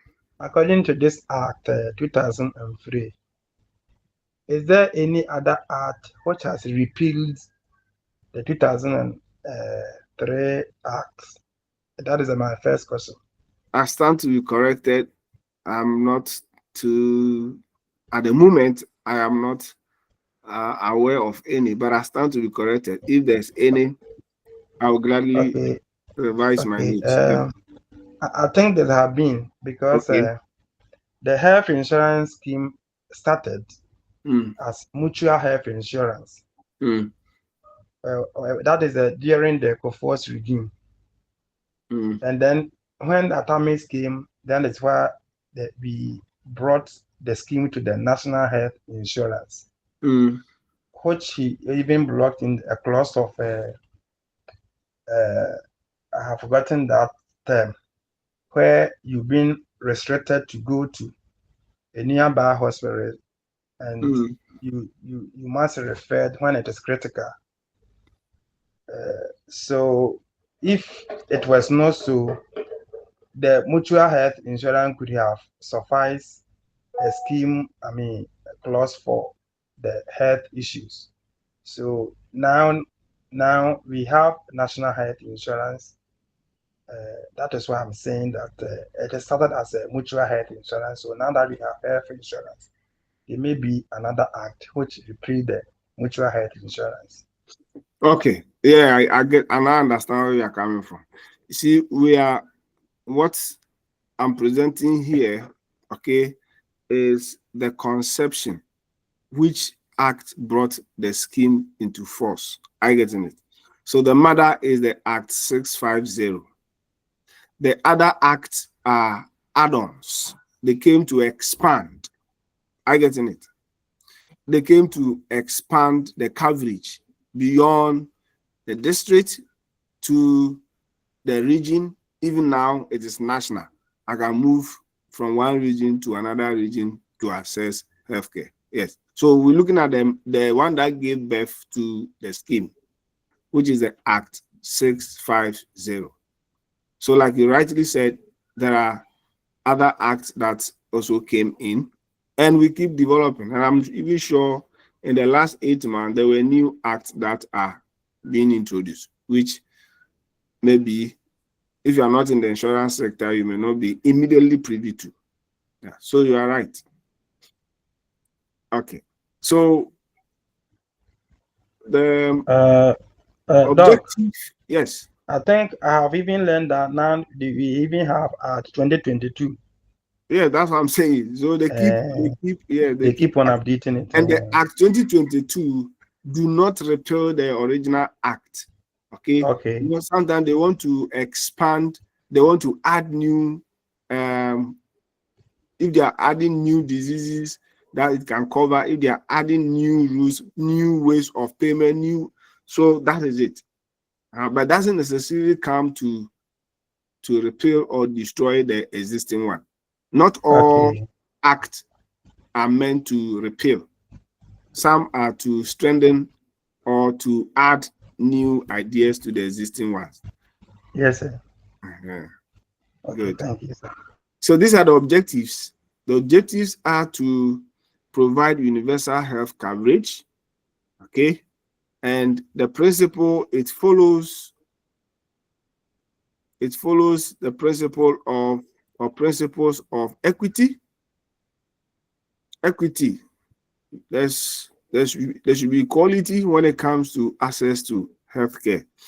That is another matter if you want to debate in terms of the equity, because some areas have better access to better healthcare than others. Meanwhile, they are all contributing equal amount.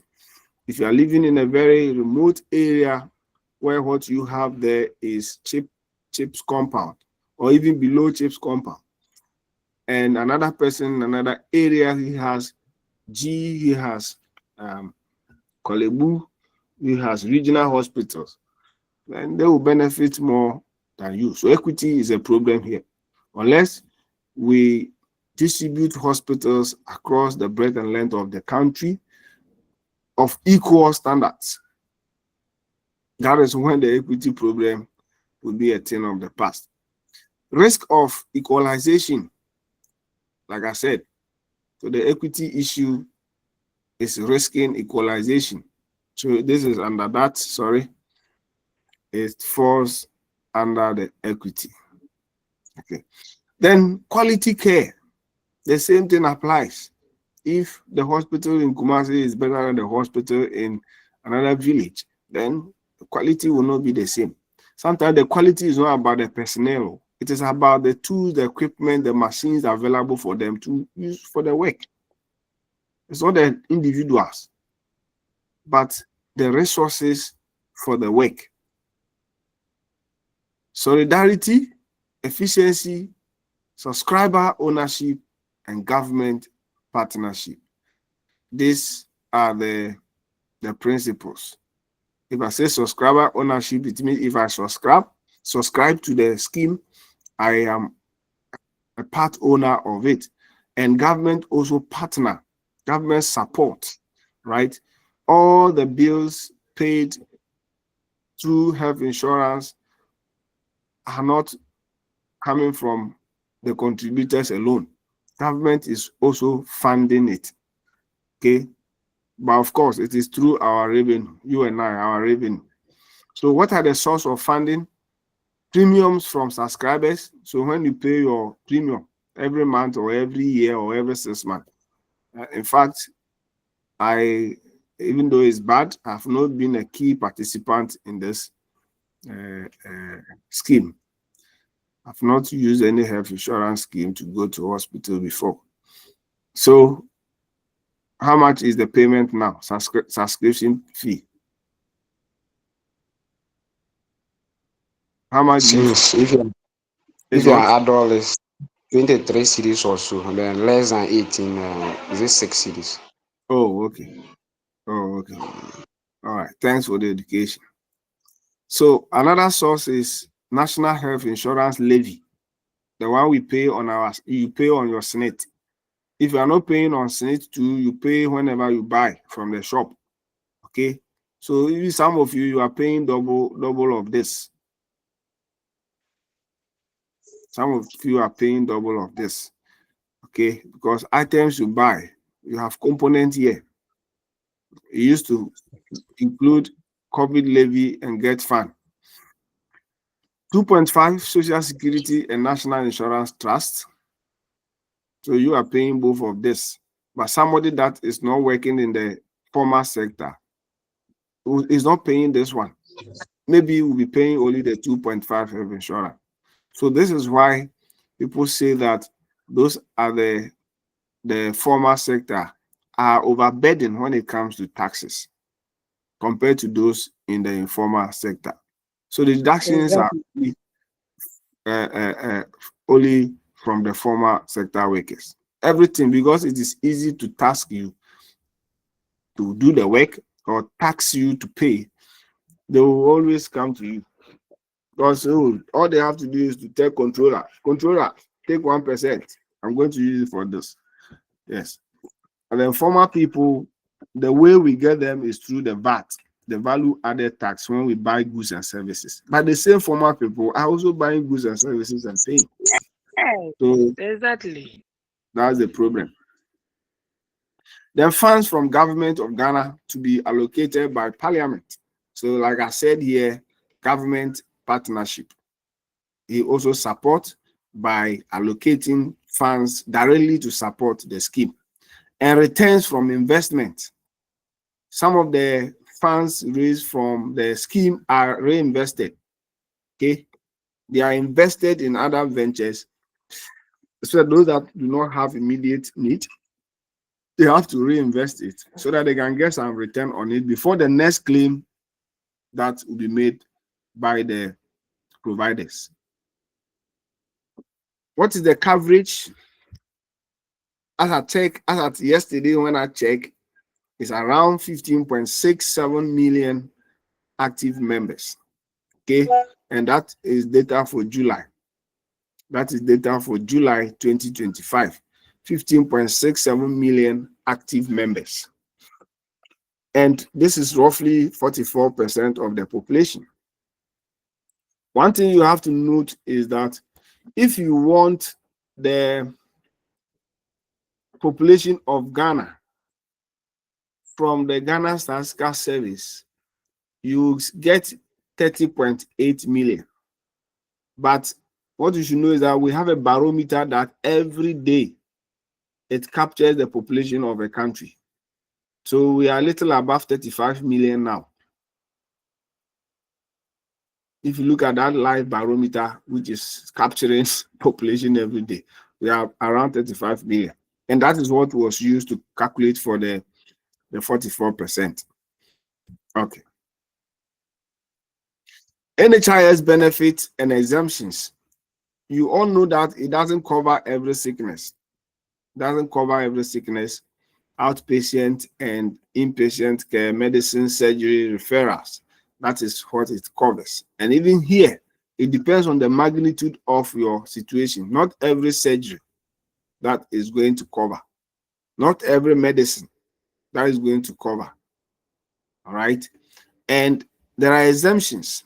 Children under 18 years, if a parent is registered, is exempted. And then 70 years plus. Right. Even here, there's also a problem. It's supposed to be for pensioners, people who are on pension. All right. Pensioners of this age are supposed to be exempted, but it will surely go to include everyone. Students over 18 pay a minimum of 7 cedis 20 pesos. Okay, so that is where my brother says 6 cedis or something. I think it's now 7 cedis 20 pesos. Some small coins has been added to it. All right. Diseases that it does not cover: cosmetic surgery. If you want to go and have any cosmetic surgery to enhance any part of your body, it does not cover. Assisted reproduction. You are so, excuse me to say, you are barren and you want a kid, like you are going to do this transplant and some of these artificial inseminations and the rest. That one, it does not cover. Organ replacement, overseas treatment, and dialysis, it do not cover. I think this one, something must be done about it. The dialysis thing. Yeah. Something must be done about it. Yeah, Doc, I think I do agree with you. Exactly. Because the society has now caused a lot of health issue concern dialysis to the habitat, especially in the mining areas. Yeah. So, in fact, there's an article that we wrote, but it haven't gone viral. But we still have to do the agenda of that article. Okay. Where more or less research shown that people who are in the mining area, especially Galamsey area, are victims, and they also say the mercury issues can extend to any part of Ghana here because of the food that we eat. Exactly. And it is also travel. It can travel from, let's say, Amansia to some extent to Nkoko. When yes, that is what they are saying, that it travels from the earth. I mean, the water bodies. So we are all victims, and I wonder why they are not to include. I think obviously we have to intensify our concerns to write to the parliament for the laws to pass on quickly for we the citizens to have our freedom. A few of the people is destroying our water bodies and the environment, and the majority of us are suffering or disregard, which is rather unfortunate. And no one knows when you are going to be attacked by some of these diseases where the dialysis will be required. It's true. Thank you. Yeah. In fact, I don't know whether, I think, which one was Mahama saying is going to cover whatever? Is it dialysis for aged? Yeah, dialysis for aged or something, or everybody. Yeah, during the campaign, he said it. Yes. And I think the Mahama Care is covering this. Oh? Yes, I think so. Maybe I have to read about it to see. Yeah, please, it's an assignment for all of us. Let's go and find out, so that once we are aware and we know somebody suffering, we can also advise. Yes, because information is asymmetry. Information is expensive. The thing might be there free of charge, but you may not know. Yeah, and Doc, so many hospitals do not have this dialysis machines. Yes, yeah. That's the issue too. Kwame Sefakan was using his Okokroko Foundation to support. I mean, he's tired. He's tired. If all others are doing same by now, yes, please. Recently, too, it was even read on the news on TV3. Some areas are having high risk to this dialysis, this kidney problem. And since they mentioned Dakar, Eastern region, and that's a massive Ashanti region, saying metals are being found in the food stocks. So our lives are, in fact, at a danger zone. So I think this Mahama healthcare, they will definitely get up for this. So we're hoping for Yeah. But the solution is not even the healthcare. the solution is how we can curb this problem. Mm. Because I fear that if a new government comes, some of these things will go down the drain. It's true. Exactly. Go down the drain. So we need to take cassava like this. Those of you who like eating cassava, at the moment is on top of food food stuff that is found to have contain some of these chemicals we're talking about. Cassava.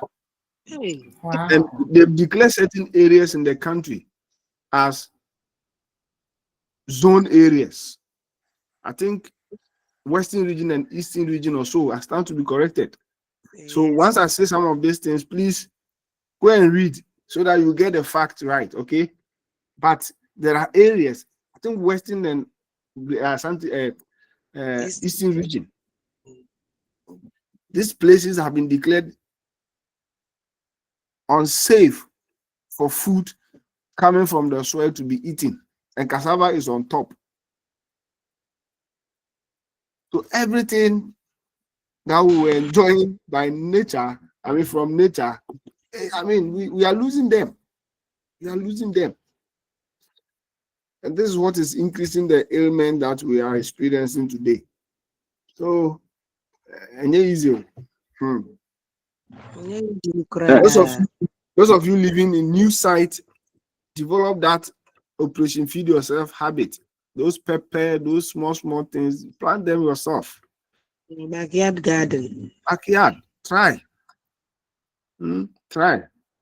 If you have a piece of land somewhere, try. At least, even if it is still in the soil, you are minimizing the use of certain things. And that will prolong our life because we are dying too young. Yeah. Yeah, somebody Sir. wanted to. Sir. Yeah. Yes. Thank you, Yes, sir, for giving opportunity. I'm still Good. not convinced about that. Our tier 2 is now better than the cap 30. The Okay. cap 30, they are collecting yield. Even I have a commander who's retired by still receiving amount of money, and it's very huge. So, say I'm still not convinced. And what? Yeah. So the difference is that. Okay, let me explain. If you are a teacher and you are receiving 2,500 Ghana cedis every month, you are paying tier 2, and he is receiving 7,500 Ghana cedis every month.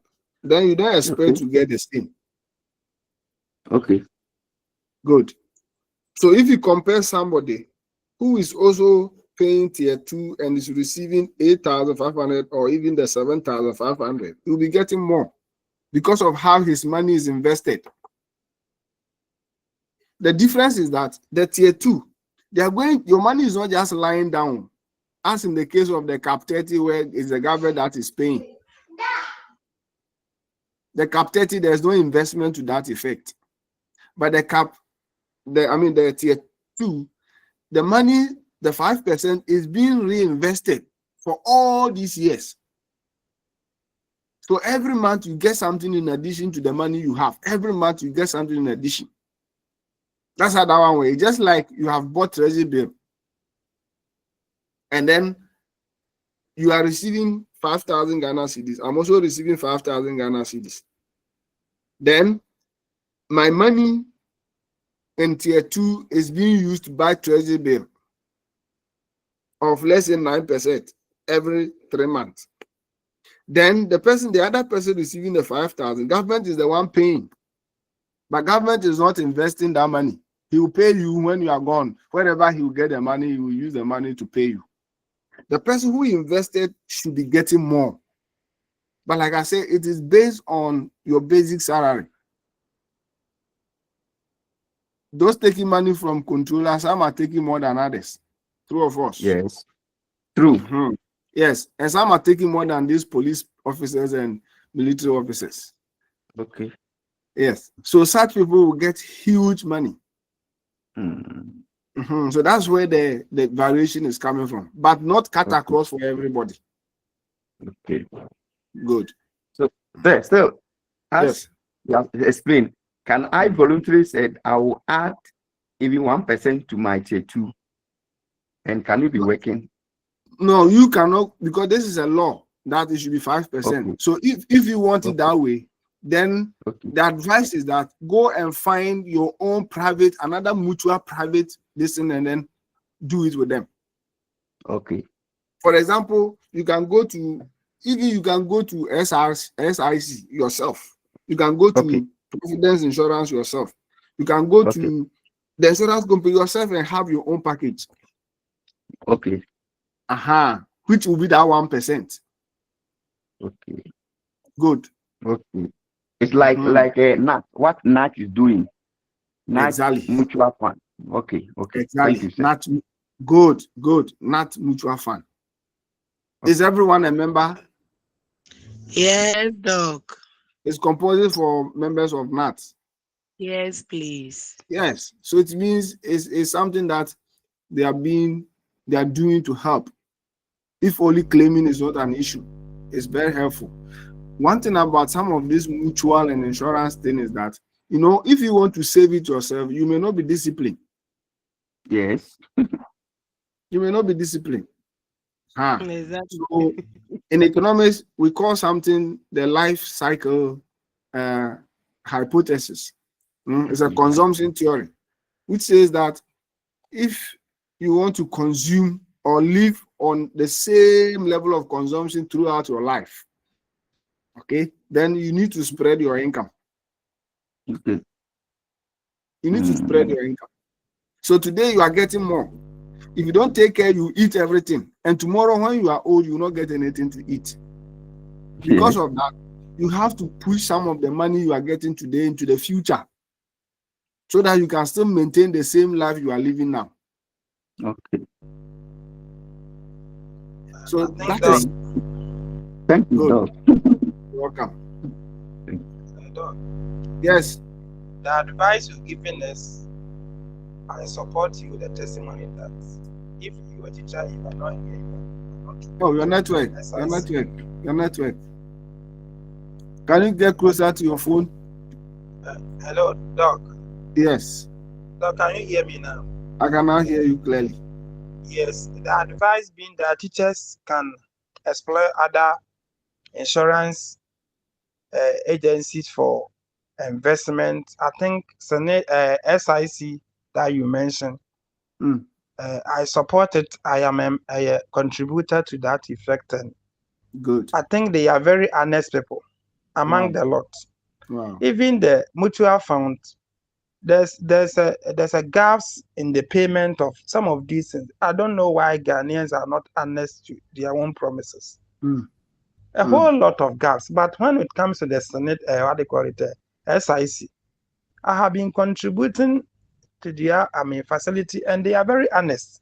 Wow. So if there is any supportive the scheme that you want to do and back on, I think the SIC is the best among the lot. Good. So, colleagues, somebody is giving us empirical evidence. Empirical evidence. You see, I support what he's saying. When I went there for claim, it is 1 week, your money is done. Even they put in either your bank or your this MTN. So it's good. Please, evidence number 2. Oh, I also testify. Evidence. Then we can generalize for the country. So you see, let's you see, it's true. When it comes to insurance people, the most honest people, excuse me to use this language, in the banking industry is the insurance people, some of them. So if you don't choose wisely, you stuck along the line. They'll tell you that, oh no, you were supposed to do this one and this one, but you didn't do it. Meanwhile, they didn't let you know. They didn't tell you from the beginning. So anytime you are going to subscribe to some of these things, please check on the form critically. There are portions they write very small words. Those are where the nitty-gritties are. Or when you see terms and conditions apply, and you cannot see any terms and conditions, please ask them for it. before you proceed. Because unfortunately, the relevant informations are written so tiny that you may even pay attention to reading it, or so tiny that you cannot even see and read.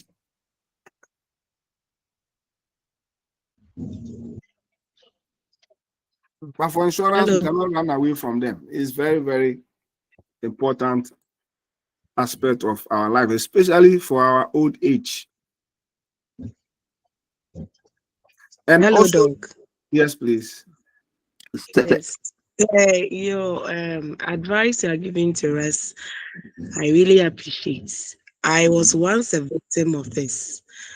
I joined an insurance company, and then the contract was for 5 years. Yeah. So when the time reached for me to go for my claims, they told me that looking on my insurance, the booklet that they gave to me, I'm having a serial number, and the serial number shows that I can only come for my claims when it's 10 years. And I said, no, when you people came, you told me there is a 5 years contract. So why is it that I'm not coming for it and you are giving me a different excuse? They told me yes. So if I'm to take it, it means I have breached the contract. So therefore, they have to give me half of the money. And since then, in fact, even if they come to my school, I always disgrace them in front of my colleagues. Yes. So what you are telling us is true. Some are not faithful people. They don't mean well for you. They are there for their profit. They will hide the clauses. You come and then they are not telling you this one, this one, this one, this one. Because they know that we don't like reading. They know we don't like to read. Again, it is not also always about insurance. Some of the monies must also be invested directly yourself on physical things, because those ones have bigger multiplier effect than the insurance. If you yourself, you invest your money in something that is lucrative enough, the multiplier effect will be bigger than the insurance, the treasury bills, and whatever that you are going to buy. So we call this one portfolio diversification. You have to diversify your portfolio, have different sources if the way or the opportunity is there. Those ones that you run yourself, it can multiply faster, because the insurance and those ones, they are going to calculate a percentage. They are going to get a bigger percentage and give you smaller percentage. So for example, if you look at the government of Ghana dashboard for, let's say, treasury bill, the treasury bill will say that, oh, it's 11%.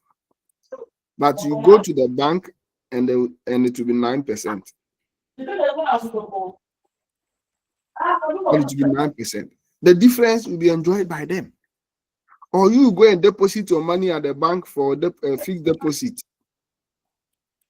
3% per annum. They go and invest the money for 15%. Get the 15% and bring you only 3%. So fiscal investment, let's use the money to do our own project, our own things that will bring us money. That one is also very quick and faster, along with the insurance. All right. So challenges facing National Health Insurance Scheme. I know if I clean this, I delete this page and I ask you to give you the challenge, we may not finish. We will give you plenty. One of them is large exempt group. Large number of Ghanaians are not part. Almost 60 to 70%. They are not part. So let's say even 56%. They are not part of the scheme. So we have less than half of the population having the scheme. I think the estimation was 44% based on the current population. but 56% aren't part of the scheme. Restrictions in the use of the NHIS card. It does not cover everything. As we saw, the exemptions about diseases and sicknesses. Poor claim management. The poor claim management has to do with government versus the providers. Yeah. Government versus the providers. Providers are reluctant to take your health insurance because government is not active, not frequent when it comes to the payment. So they want to still, since they want their hospital to keep running, there should be money. I mean, another way of selling something to somebody so that they can get their money to run the hospital. Since government payment delays. Okay, so the poor claim is from both government and the providers. Then also between we, the subscribers, and the providers. When you go to the hospital, okay, for you, it's more or less like you are claiming your insurance. More or less. I have paid and I'm going to access healthcare. So my insurance should cover my healthcare. It's more or less like you are claiming your insurance. There's also problem.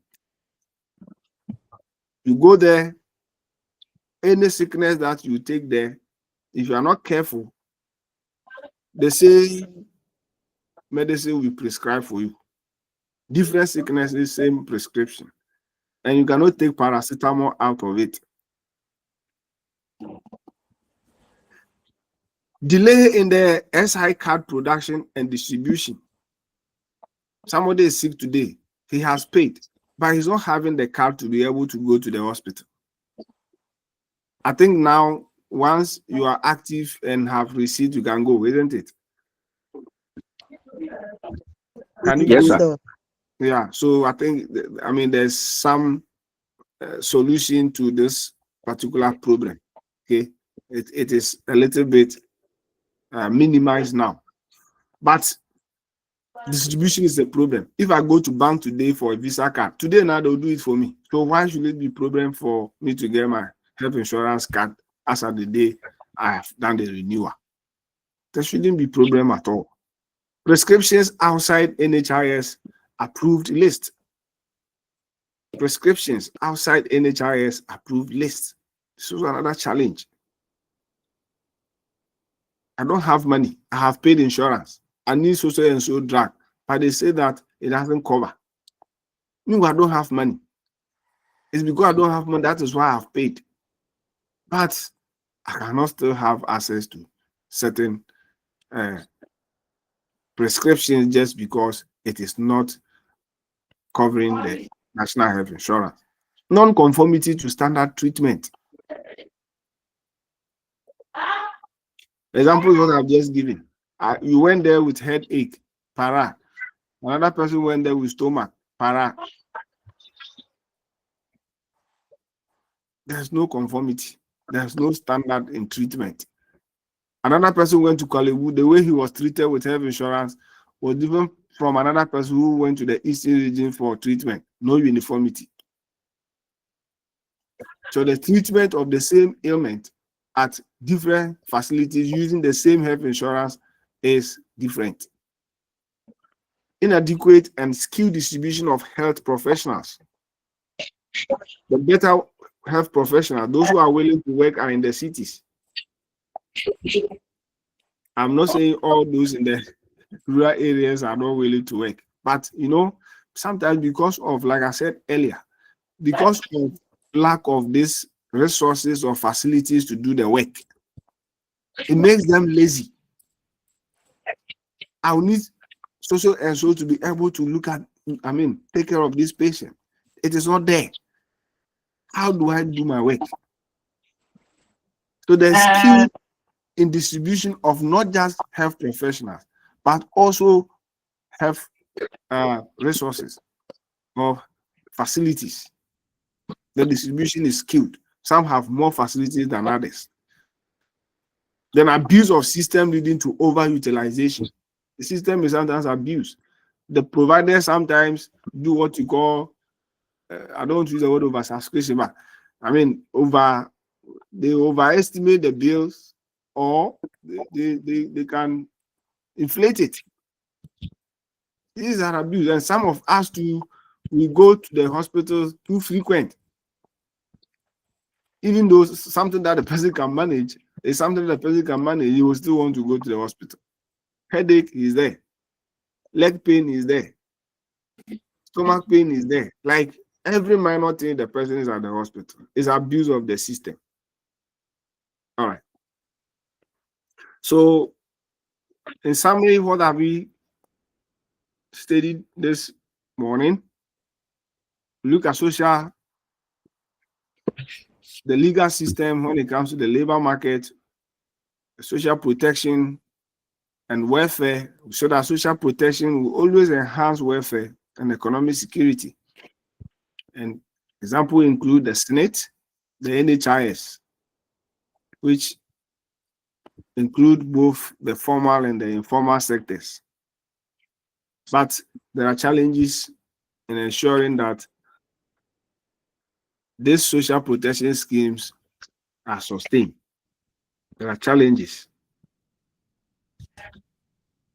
What we are going to be doing next is our very last topic, which is I want us to do some small hands-on exercise or practicals. We want to look at how multiplier or how jobs are created when certain investments are made in an economy. So sometimes you hear that, oh, the Feed Ghana program. The Feed Ghana program is going to create over 2 million jobs. The Feed Ghana job will create over 2 million jobs. Even before the Feed Ghana has been initiated, they've already projected how much job is going to create. We have both direct job and the indirect job. We have three sectors in an economy: the services sector, agricultural sector, and the industrial or industry sector. Investment in agricultural sector will create jobs for agricultural sector workers. And that investment in agricultural sector will have a spillover job creation for the services sector workers. And that investment in agricultural sector will continue to have a spillover job creation effect for those who work in the industrial sector. That is what we call the multiplier effect. So a small amount invested in an economy, how it helps to multiply the effect. So practically, multiplier effect means that government has invested 2 million Ghana cedis to build a road from Budumbram to, let's say, Cape Coast. I am not saying it is costing 2 million Ghana cedis. I'm just giving an example. If government invests 2 million Ghana cedis in the road sector, and we want to see how jobs will be created, that's what we call the multiplier. So it means that if government invests the 2 million Ghana cedis, that 2 million Ghana cedis will be given to the contractor.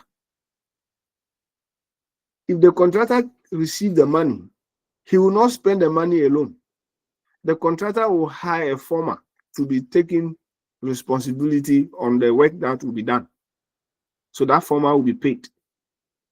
The farmer will be given the opportunity to hire laborers that will support in the road construction. They will all be paid. These individuals who are paid will buy food, will buy clothes, will buy things from people who are selling around. Those who are selling will have increased demand for their goods and services. So they will also be able to get more money and buy more goods into their shops. When they are buying more goods, they are buying from someone else. That person will also get more money to expand. And along the line, depending on the size of the expansion, they will employ more people. The farmer will buy cement, so the cement seller will get money and buy more cement. If he's buying more cement, Gasem must be producing more cement. If Gasem is expanding, then he must also employ more people for more production. Those who have cars will be fetching sand and water. So that is what we call multiplier effect. So that 2 million Ghana cedis is going to impact on so many lives. So many people benefit from it. And that will reduce their cost of living, or that will improve their living standard. And the overall economic effect will be the fact that if those who are buying are increasing because they have money, and those who are selling are also selling more because there's demand for it, it means production in general will increase. And if production increases, it means GDP will increase. If GDP increases, the economy is growing. That is what we call the multiplier effect. Cast your mind back to that village where a small school was being built, and it has boosted the economy of that village. Even those who are not selling began to sell because so everyone wants to sell something for money. So money was injected into that village, small village economy. Things became relatively expensive. Anytime things are expensive, it is telling you that produce more because supply is less than demand. So the village economy expands. But once the construction was done and they left, the economy began to shrink again. It means the multiplier effect is becoming smaller. So what we are going to be doing is to look at how this multiplier in reality is determined and how government investment can lead to job creation. So we'll be doing some small Excel exercise. I wish this is face-to-face so that you bring your laptops and we all do it together. But don't worry. Can you see the slide? Sorry, the Excel sheet shared?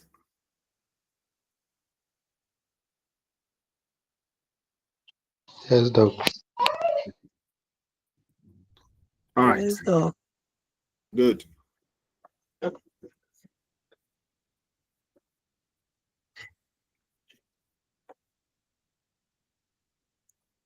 All right. So what we want to do is multiplier calculation. How to calculate a multiplier, meaning the number of times an investment is going to expand an economy. But since this is labor economies, our multiplier effect will be on job creation. How spending certain amount of money can, the amount of job that it can create in all the sectors of the economy. Okay. So we'll begin with what we call input-output table. Input-output table. Input-output means that there is a table that shows the amount of input in a different industry, okay, that is used to produce an output in another industry. What I mean is, when you look at the table, we have three sectors: agricultural sector, industry, and services. The input-output means that how output from agri sector becomes input in, let's say, industrial sector. What is the output in agri sector? Let's say cassava. Agri sector has produced an output of cassava. Now that cassava becomes an input or raw material for industrial sector to convert the cassava to gari. Then that gari can also become an input in the services sector for restaurant to be serving people at the restaurant services. So that's what we call the input-output table. And it is measured in millions of Ghana cedis. So let's examine this table first. We have rows. This is the column. This is a column. And if I'm looking at it horizontally, it becomes row. Okay. The row represents output. If I look at it this way, please can you see? Can you see what I've highlighted? Yes, Doc. Okay. So if you are looking at it in rows like this, then they are outputs. But if you are looking at it in columns like this, then it is inputs. So row represent output, whilst column represent input. So what does this figure 154228 means for our Greek year and our Greek year? If I'm looking at it horizontally, then it means that the 15422 represent an output from the agricultural sector that is used as an input in the agricultural sector. It is an output in the agricultural sector that is used as an input in the agricultural sector. For example, if you plant yam, your harvest will be yam. That harvest becomes an output. And the same yam must be replanted for another season of yam. So it means if I harvest the yam, it is an output. If I send some of them back into the soil for planting, it becomes input. If I am cultivating maize, some of the maize after cultivation is output, but some of the maize must be used as input for another planting. So that is the input output. So the 154,228 means that the Greek sector's output 154,228 of the agricultural output is being used as an input for another agricultural production. Under the industrial sector, the 490,206 also means that 490,206 million of the agricultural output is being used as an input for the industrial sector. So the industrial sector is using this amount of the agricultural output as an input. So let's say the 490,206 is cassava. That is an output from our Greek. And that cassava will be used by the industry to produce starch. That becomes the output of the industry. So that is what these values mean. If you take the second one,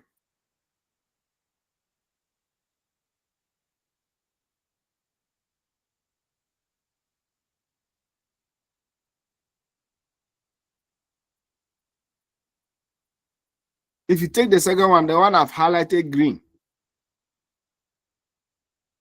it means that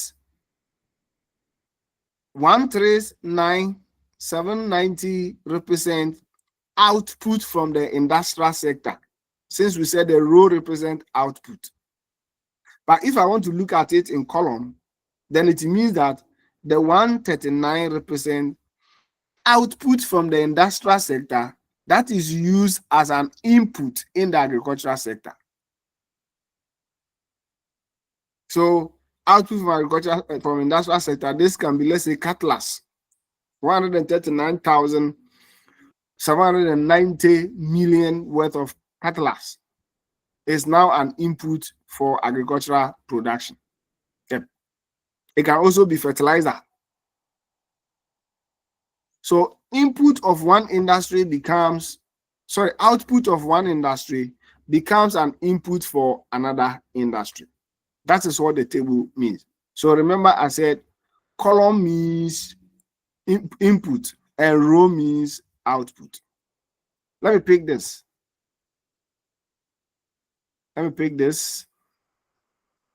The one I've highlighted yellow. What does that mean? If you look at the row, it is service. So it means service output. That is used as an input in the column service. So output from the services sector, that is being used as an input in the same services sector. Let me pick this.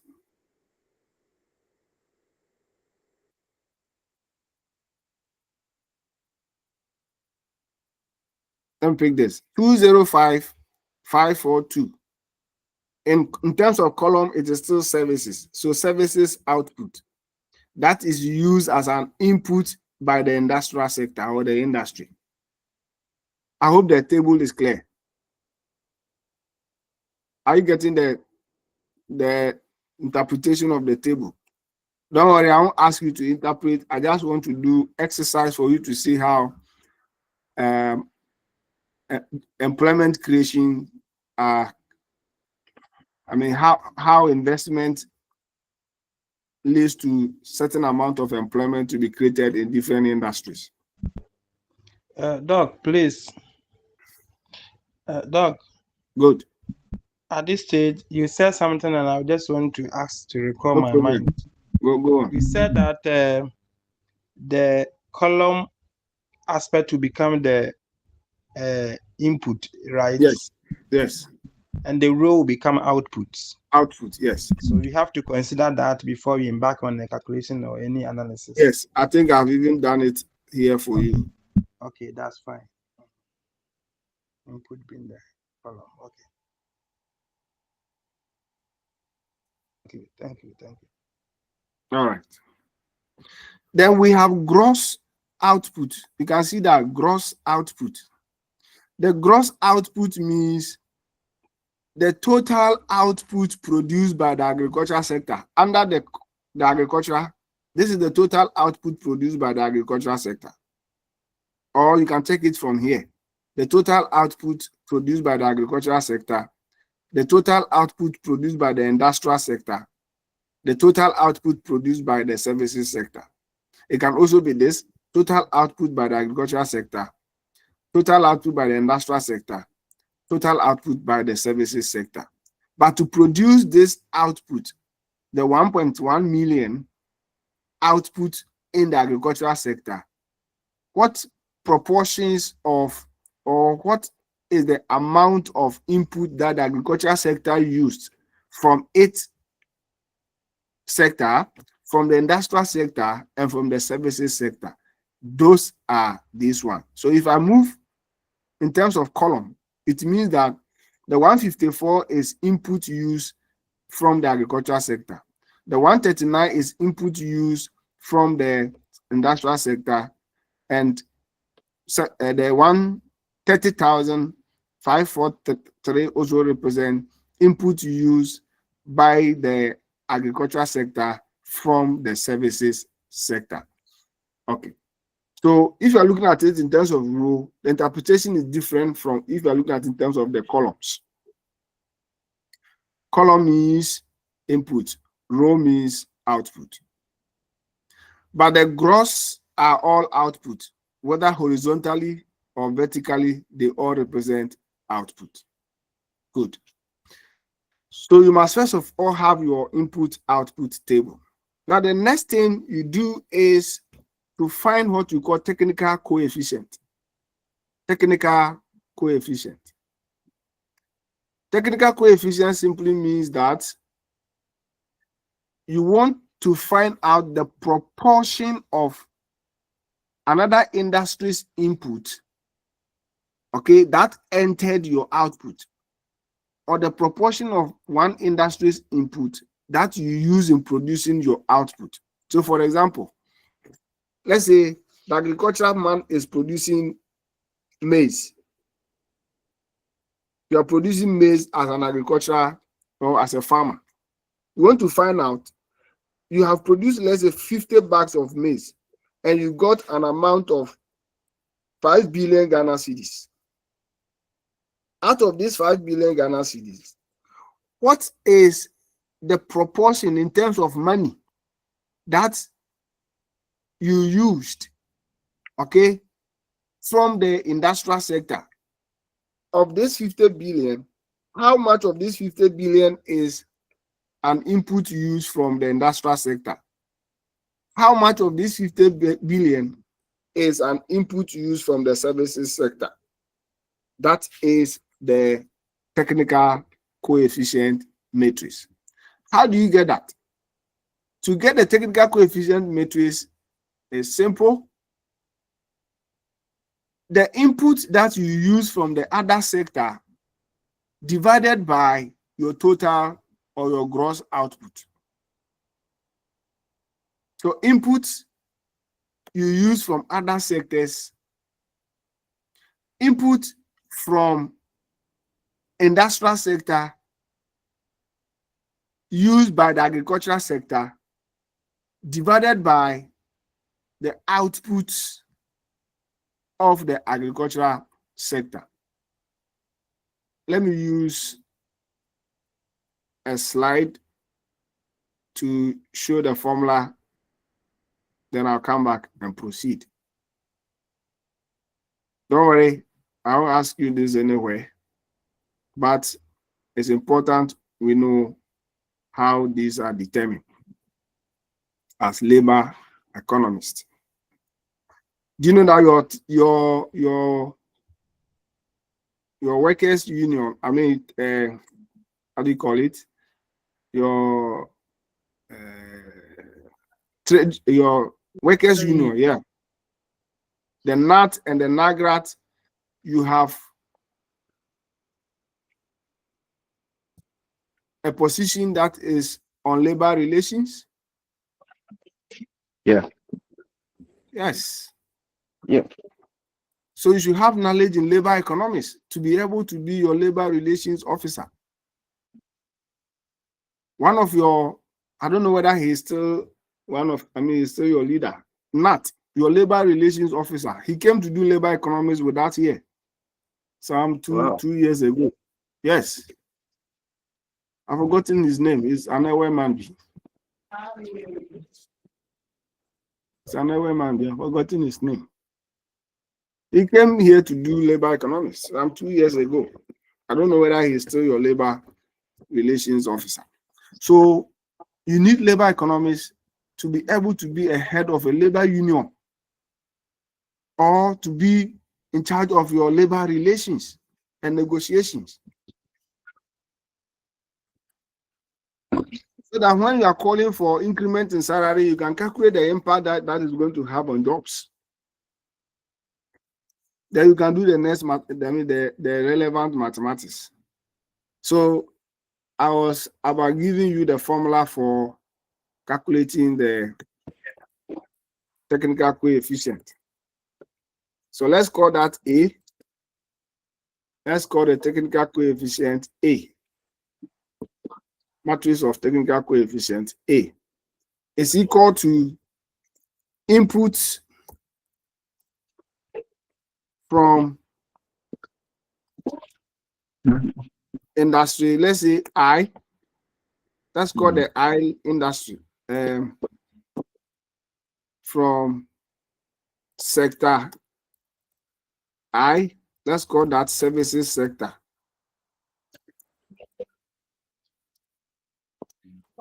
Used by, say, agric, divided by the gross output.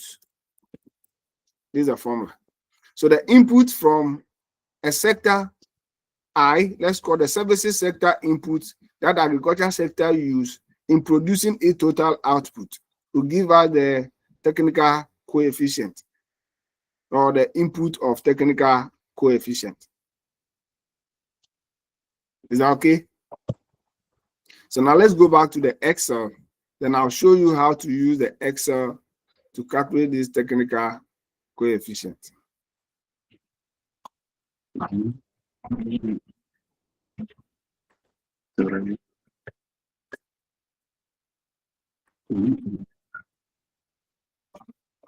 So that is what we have in table 2. This is the technical coefficient. How did we get it? How did you get this 0.1312001? It is a formula that I gave you. Okay. So in Excel, it's very simple. It's very simple. It is the input. So this is corresponding with the 0.1. The 139 is corresponding with 0.12. How did we get that? The input from the agricultural sector that goes into the production of the gross output. So 154,228 divided by 1170,310 will give us the 0113. Okay. So you can do this, select the number of rows and columns. You have 1, 2, 3. So how many boxes? 6 boxes. So just highlight 6 boxes so that you can do all at once. If I highlight 6 boxes, I'll press equal to. It is 154 divided by 170. Let me do it one by one so that others can follow. So I want to find the 0.13, which means I'm dividing 154 and 117031 is equal to. In Excel, just press equal to, then you select the top one, which is our input from sector I, services. But this is input from our Greek divided by the total output from our Greek. Then you enter.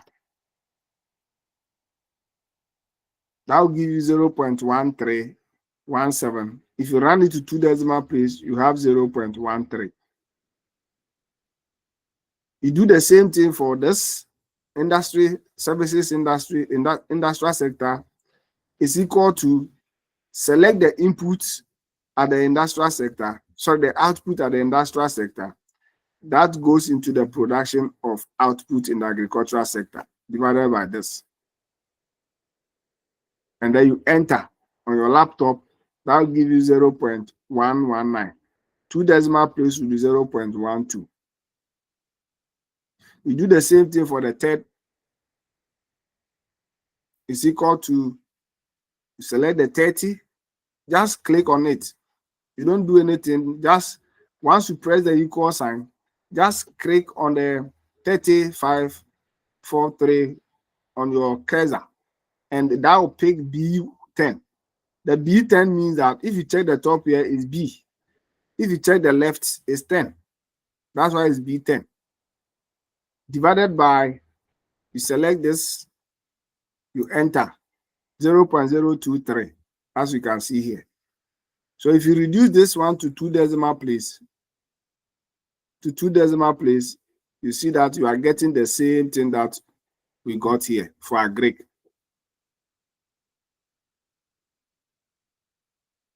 You can do same for the industrial and services, and I'll do it together so that will be fast.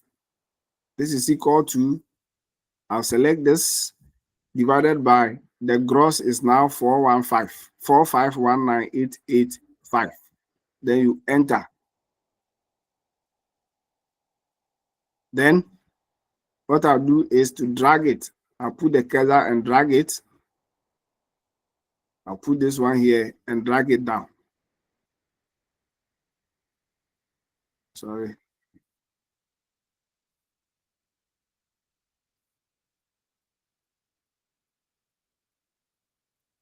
So this will give me for the first row. So it's giving me for both industry and services. Then I have to also do for this. I'll select the box. It's equal to, divided by the down one. I enter. Because I select the entire box, I'll just drag it to give me the answer. Then I'll do for the last one. Select the entire box. Is equal to, is 205 divided by this is equal to, then drag. Then I can reduce everything to 2 decimal place. I highlight it and reduce it to 2 decimal place. So 2 decimal place, see that what we are having here is the same as what we have here. So this is the technical coefficient matrix, which is showing the proportion of, the technical coefficient matrix shows the proportion of each industry's input that goes into the production of another industry's output.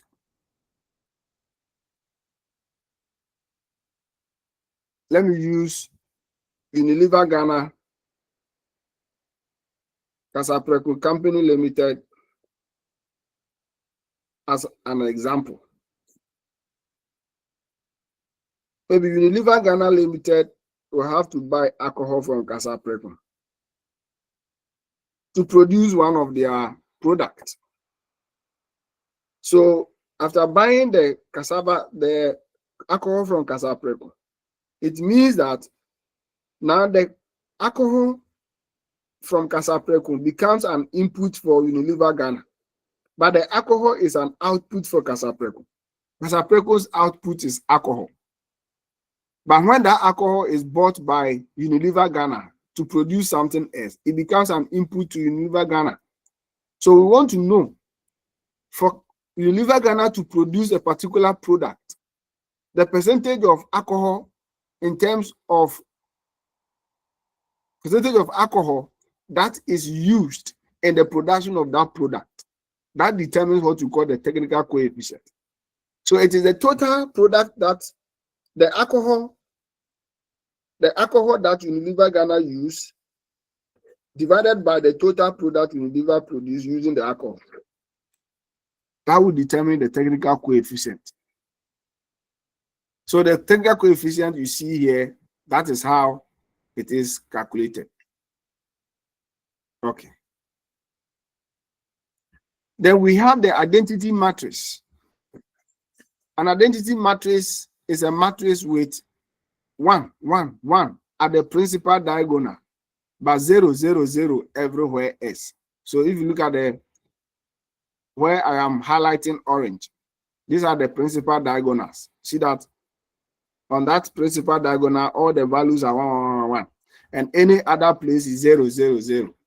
That's what we call identity matrix. So we use the technical coefficient matrix and the identity matrix to determine what we call technology matrix or the requirement matrix. Technology matrix or requirement matrix. So what we do here is we will subtract the table 2 figures from the table 1 figures. Each column will correspond with each column. So the first column here will correspond with the first column. When you pick 1013, you subtract it from 1. You pick 011, you subtract it from 0. You pick 004, you subtract it from 0, in that order. So you match the corresponding values and do the subtraction. Once you do that, we call that technology matrix or requirement matrix. This matrix represents the amount of output each sector must produce directly, which is the net of inter-industry demand to supply one unit of final demand. So the technology matrix does is that it helps us to know the output that each sector produce, okay, using its own resources. The output each sector produces using its own resources. And to do that, it means we have to subtract the output each sector produces, the proportion of each sector's output from this identity matrix.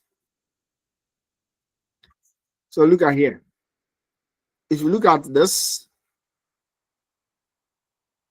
the 0.13 is the same agric, and that's why we have 1 here. It means all the output produced in the sector is agric. All the output produced in that sector uses agric input. It didn't use any other sector's input. If you check here, we have another one here in the middle, and that corresponds with this. If you check this one, you can also see that we have industry and industry. 1. So the 1 represents your own output used as an input to produce your own product. Then if you check the last one here, is services, services, services, services we meet here. That's why here is also 1. So the principal diagonal shows that you are using your own output as an input. Industry using its own output as an input. Then the off principal diagonal means that you are using another industry's output as your input. So if you check here, 0.1 is industry input, input from the industrial sector that is used by the agricultural sector. If you check here to input from the services sector, all right? If you check here is input from the industrial sector in that order.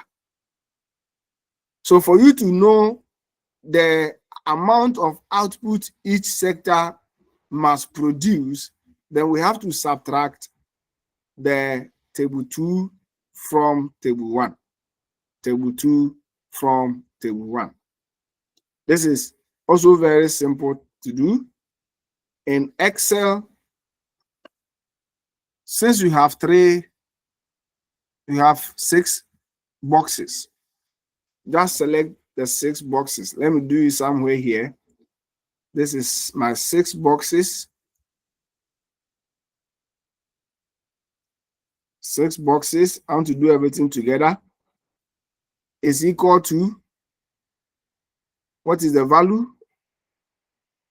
Here is 1 minus 0.013. 0.13. You are subtracting table 2 from table 1. So for the first box is 1 minus 0.13. The second box will be 0 minus 0.12. The third box down here will be 0 minus 0.13. But because I have highlighted 6 boxes, when I do it 1, it will give me 1 answer for all of them. Okay, so now I've subtracted. I have B26 minus B19. The B26 is the 1, and the B19 is the 0.13. Is the 0.13. So enter on your laptop. You see enter, press on the enter. Okay, then you can drag. You drag up, you drag down up to your 6 boxes.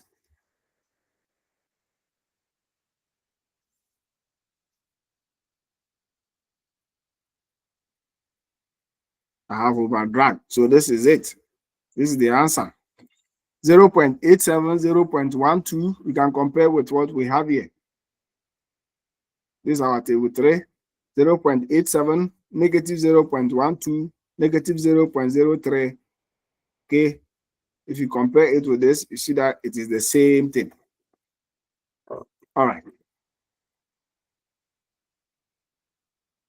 So this is what we did. Let's assume I have 25 and I have 19, and I want to subtract the 19 from the 25. What you do is that you press equal to sign on your laptop, press equal to. Then select the 24. Then on your laptop, press minus sign because we are subtracting. Then press the 19 and then enter. The answer is 5. So that is what we did. But we don't want to do it one. We did it together. So the number of rows and columns you have, just select same. Just select same. So we have our table 4. We have our table 4. The table 4 represents technology matrix. This is it. Now, we can now go ahead and find our multipliers. Remember, what we are looking for is the multipliers. What we are looking for is the multipliers. So we can now find our multipliers. The multiplier is simply, if this is, those of you who did the latest math, matrices, what we are doing is just matrices. Okay, this is your A minus 1 minus A matrix. This. So we want to find the inverse of this. Just find the inverse of this. That becomes the multiplier. So the inverse of this is the multiplier. So inverse of 1 minus I minus A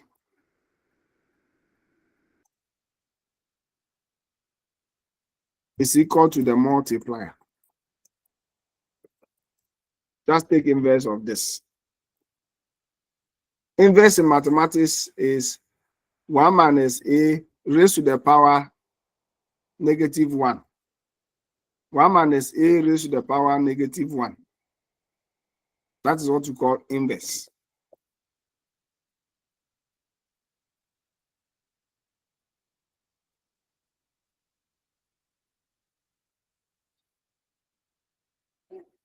This 1 minus A raised to the power -1 is called inverse. This is what we want to find. And once we get the inverse, it is called the multiplier. Multiplier. Sorry. Multiplier.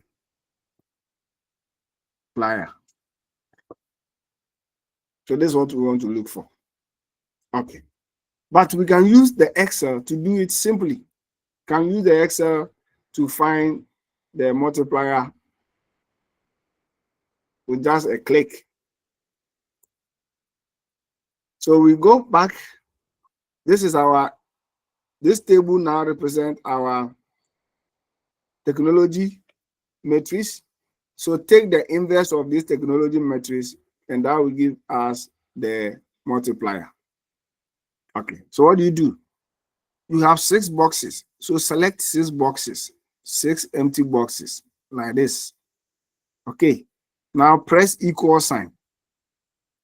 In matrix, you have matrix inverse there. Just type M inverse. This is it. M inverse means matrix inverse. So click on the matrix inverse, then select all the 6 boxes that you want to find the inverse and press enter. Once you press enter, you will get the answer.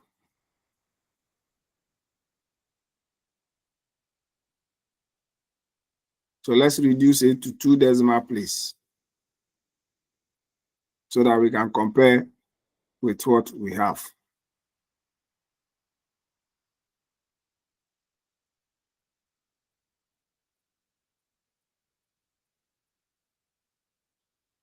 Okay, so now we can compare. You can see that you have 1.18, 1.18, 0.21, 0.21, 0.5. So this, what I've highlighted green, is the same as what I'm highlighting green here. It's the same thing. And the second row is the same as the second row here. The third row is the same as the third row here. So this is the multiplier for each of the sectors. Now, if you want to find a total, then we add it vertically. So sum, you add all of them together. You add the row, sorry, the column, enter, is equal to sum. Sum means addition. Sum, pick everything, enter, sum. You can also drag. Okay, you can just do only one and drag it like the way I was dragging. Then add all of this together, enter. So this becomes the multiplier we are looking for each sector. So these are the multipliers. What you see blue here are the multipliers. So industrial agricultural sector multiplier is 1.43. Industrial sector multiplier is 1.67, and services sector multiplier is 1.70. Good. So now that you know the multiplier, what it means is that if you want to find out if I invest 10 million Ghana cedis, how would that 10 million expand the economy of Ghana? The 10 million Ghana cedis is going to expand the economy of Ghana by 1.43 times. It will increase the economy by 1.43 times. If I spend, let's say 10 million or 20 million or 30 million. If I spend 10 million on the economy, on the industrial sector, sorry, I should be specific. If I spend 10 million Ghana cedis in the agricultural sector, the multiplier is going to be 1.43. It is going to increase or expand the economy by creating 1.43 times jobs of the previous one. Then the industrial sector multiplier is 1.67, and the services sector is 1.70. This is simple simulation.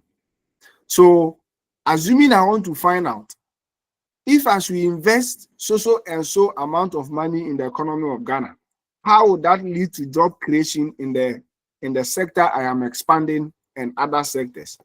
That is, we are now on the most important aspect of why we are doing this.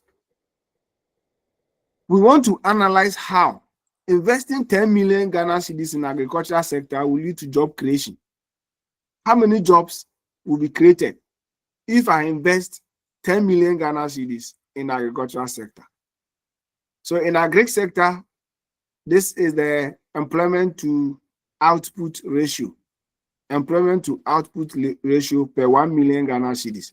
So it means that if I invest 1 million Ghana cedis in the economy of Ghana, the output to be generated in the economy will be 25 million Ghana cedis. And the industrial sector will be 50 million, and the services sector is 20 million. These are given values. You don't calculate for this. These values will be given. And like I told you, I won't ask you anything here, but I just want us to get a fair idea of how, if you want to invest in something in a particular sector, how the amount of job you should anticipate into the future. We all saw it, we've all been hearing. Anytime government is bringing a program, they'll just project and say that it is going to create 54,000 jobs. Meanwhile, they have not yet implemented it. How are they able to determine that? That is exactly what we are doing, simulation. So we are assuming that if agricultural multiplier is 1.4, industrial multiplier is 1.6, services multiplier is 1.70, a government is investing 10 million Ghana cedis in the agricultural sector, given that the employment to output ratios are this in both sectors. How many employment, how many jobs, what you call employment effect, how many jobs is this going to create?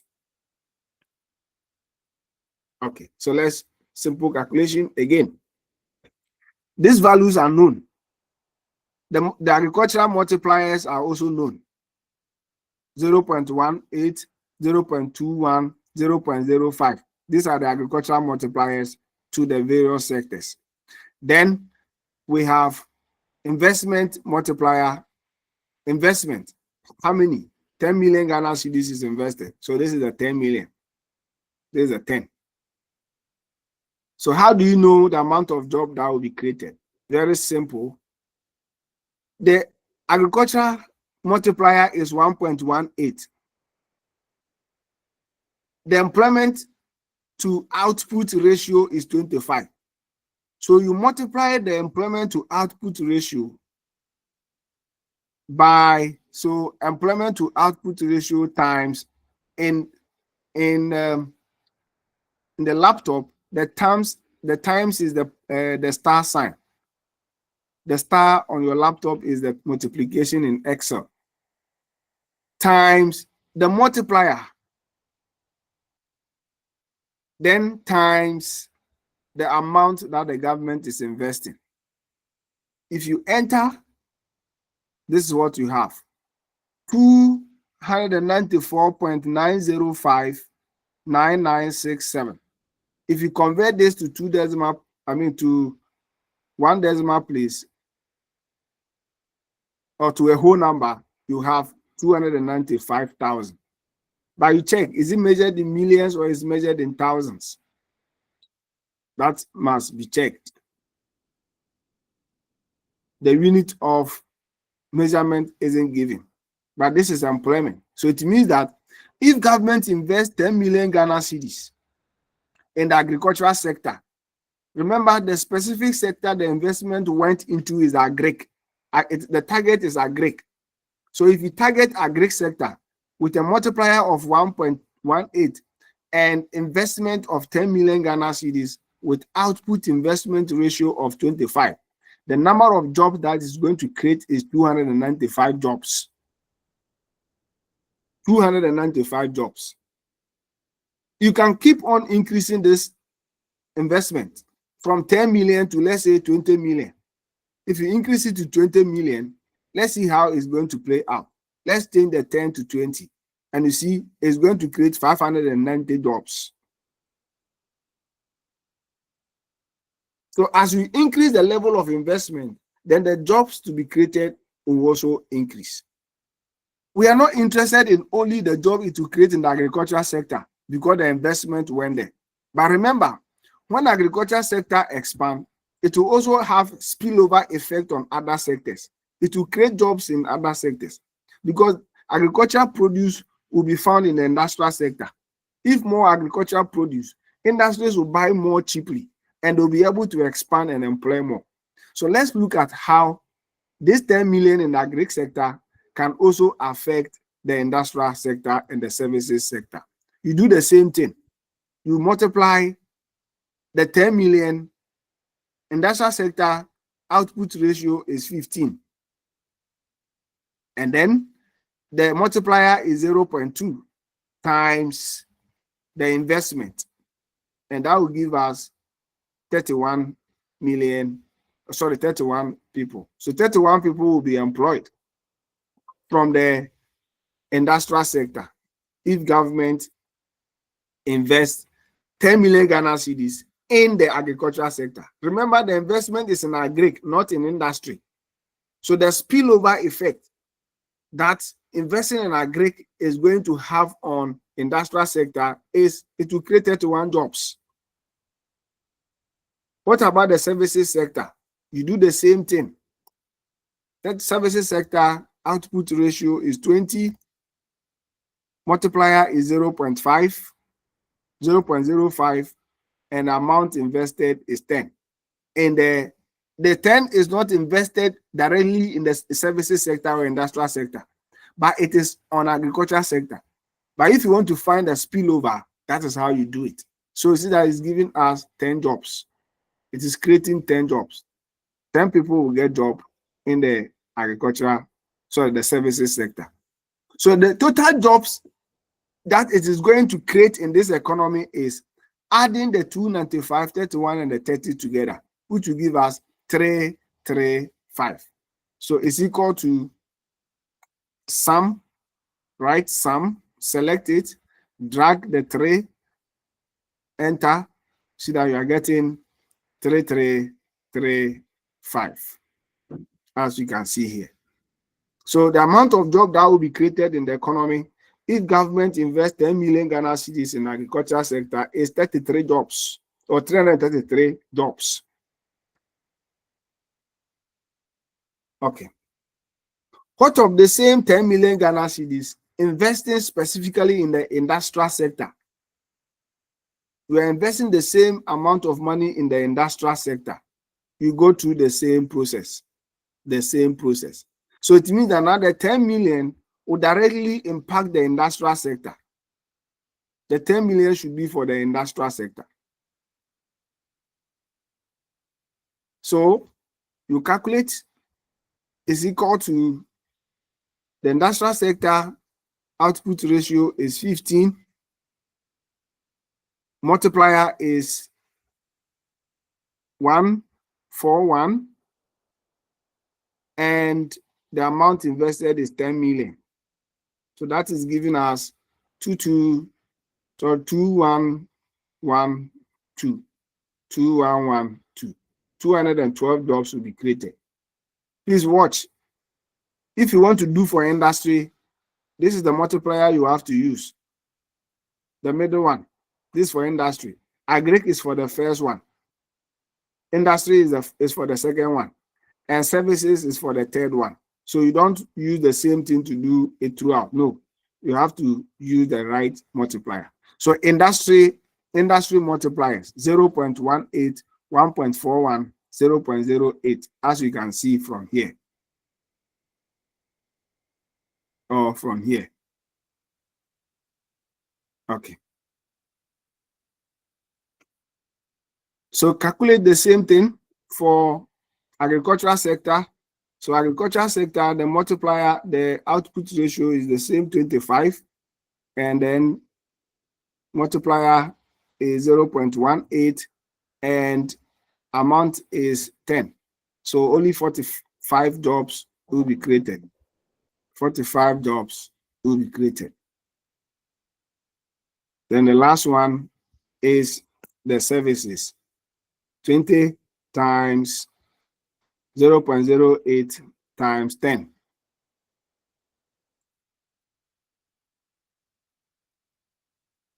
That is also 16, as you can see. If you add all together, 273 jobs will be created. If the values are measured in thousands, okay, then it will be 273,000. If it is in millions, 273 million. Whichever being the case, we can still compare. So when I'm done, we'll do the comparison to see the sector that is having a larger effect on employment. Then lastly is the services sector. This is the services multiplier. Services multiplier is this. 0.10, 0.39, 1.21, as you can see here. So let's calculate the services sector first. 20 times 8 multiplier 1.121 times the amount invested, the same 10 million, 243. 243 jobs. Okay, and then we do same for agri industry. 15, 0.39 times 58, times 10, that will give us 58. And lastly, for the agriculture sector, 25 times multiplier of 0.10 times 10, 26. That is giving us 26. So if you add all together, you have 326. Now the question is, you see, you are investing the same amount of money, 10 million, directly on agri, directly on industrial sector, and directly in the services sector, in agricultural sector, in industrial sector, and services sector. Now you want to see which of them has a greater impact in job creation. So the first one is agri. Agri, the total job created is 335. Total job created. Okay, let me compare it sector by sector. Only agri sector, it is creating 295 jobs. The same amount in the industrial sector is creating 212 jobs. And the same amount in the services sector is creating 243 jobs. So it means that 10 million Ghana cedis investment is having greater impact in the agricultural sector than the services sector and the industrial sector, based on what we have. But let's look at the spillover. When it comes to the spillover, if you invest in agricultural sector, 10 million in agricultural sector, it will create 31 jobs in the industrial sector and 10 jobs in the services sector. But if you do the same 10 million investment in the industrial sector, it is creating 45 jobs in the agricultural sector and 16 jobs in the services sector. So it means that industrial sector investment create more jobs in the agricultural sector and services sector than the way agricultural sector create job in the other two sectors, based on the information we have. If you also look at the services sector alone is creating 243 jobs. What are the spillover? Investment in this sector alone is creating 26 jobs in the agricultural sector and 58 jobs in the industrial sector. So it means that investing in the services sector has greater spillover effect in job creation in the industrial sector than the agricultural sector. So this is how you can do the analysis. So if this is any reliable economic data, this is how you do it. Then you come and then give policy or announce to the people the amount of job you can create whenever so and so is done in this economy or is done in this sector. So it is not just a vague message that sometimes the economic and then the finance ministry put out there. They have to do actual simulation to be able to project to see what will happen into the future. So clearly, if I ask you, given what you have, what we have gotten here, assuming this is a real economic data, and the aim of the government is to create jobs, which sector is worth investing? Which sector is worth investing? The sector that is worth investing is the sector that is creating more jobs, and that is the agricultural sector. It's creating 335 jobs, while the services sector is creating 326 jobs, and industrial sector is creating 273 jobs. So if you want to give investment into this, push investment into this sector, this is what you have to do. You have to give more money to the agri, and then followed by the services, then followed by the industrial sector. So you do this to know which sector you have to invest more if the aim is for you to create more jobs. Okay, so that is the end of our section for the semester. Any question on what I've just presented? Any question on what I've just presented? Any clarity? Any contribution?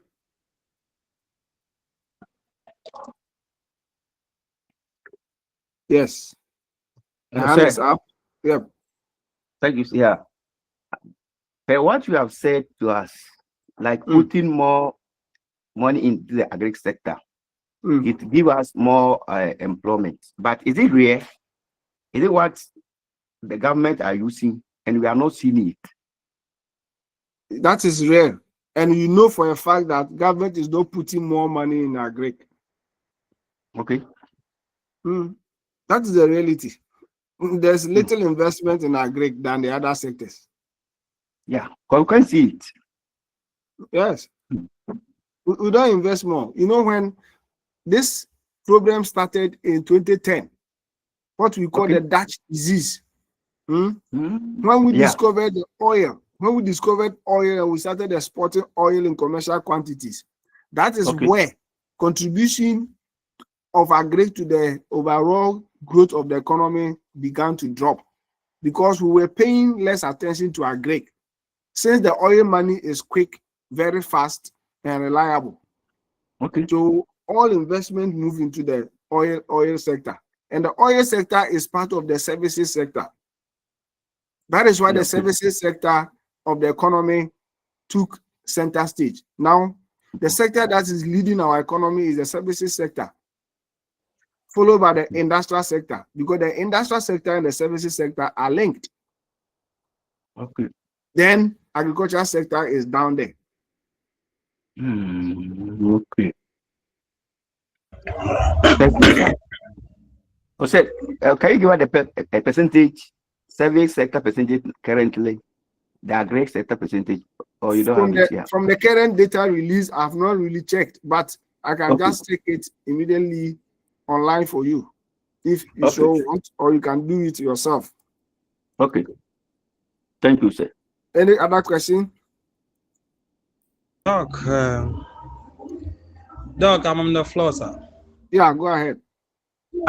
Just like you established the fact that the investment that goes in agricultural sector is very smaller than other sectors.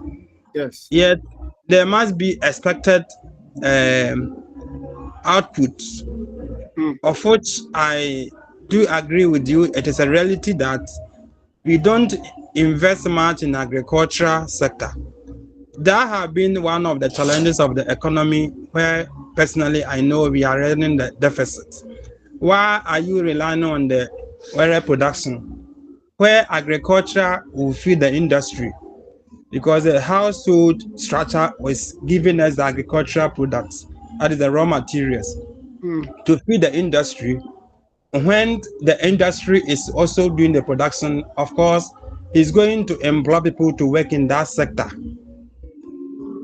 When they are work and the production goes on, the retailers and the wholesalers are also going to buy. So you can see that the output that might have benefited agriculture is so larger than even the services.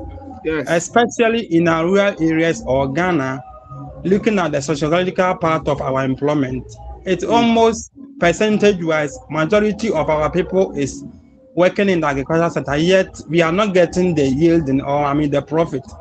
Yes. Talking about even the institutions who supposed to train the agriculturalists, looking at the basic school, the syllabus doesn't even train students knowledge in the agriculture. And when they go to SS, minority of them also go to study the agriculture, science. In the next, once they are also low in the secondary level, when they go to university level, it is also low. Now, agricultural institutions like agri colleges, they have land what they used for practical. The government has taken it back to the chiefs. So they are also practicing the theory. In the next, anything concerning agriculture, it is more or less, it's not actual, it's nominal, and we are not getting the result to benefit the economy. So I do agree with you 100%. The mistake that we are doing in all sectors of agricultural department and agencies, we are not paying particular attention to it. Sure. Good contribution. So you asked of the percentage. So this is the current percentage as at the end of 2024. Services sector is contributing 49.2% to our GDP. Industrial sector, 31.9% to our GDP. And agricultural sector, 19%. This is the evidence. So you can see that this is the current data. So agric, which is the engine and backbone of our economy, less attention is being paid to. Everything has been shifted to the services sector. And we know that services sector cannot employ as much as the agricultural sector. Agric is very much linked to services compared to how services are linked to the industrial sector. Because every industry must use agricultural input, whether in a raw material state or in a semi-finished state. So if these two sectors, industrial and agric, are leading your economy, the net effect is that it will end up creating more jobs than if services is leading. But the negative effect is that if agric and services and industry are leading your economy, then there will be more pollution in your economy because they are polluting industries.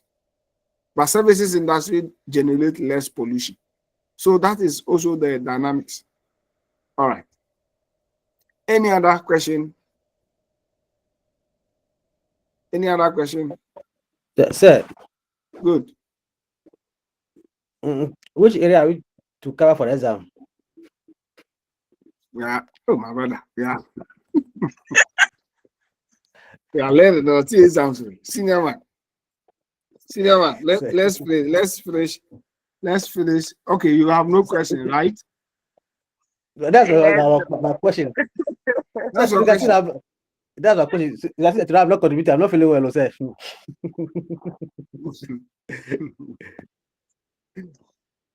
Hey, my brother. Dog. Dog. Oh, actually, Doc, yes. I think that his question has we have to support to expand it in its rightful direction. I must say personally, and I know the entire class have enjoyed your lessons so much this semester. And I think the labor economy covers a lot to the extent that the critical thinking aspect of education psychology is a discipline by its own, but we have fused it into the labor economy. So maybe to my suggestion, we wanted to know the areas that will cover the quiz and the entire area that will cover the final exams, and as well the mode of the exams, especially where it is new to us in our first term of the labor economy. Maybe we want just to ascertain the fact that there may be a past question around somewhere that we can also exploit to practice it. Because these calculations, we need to pay particular attention to it. Once you have taught us, we need to get some sort of sample question to know exactly how the mode of the question is going to be.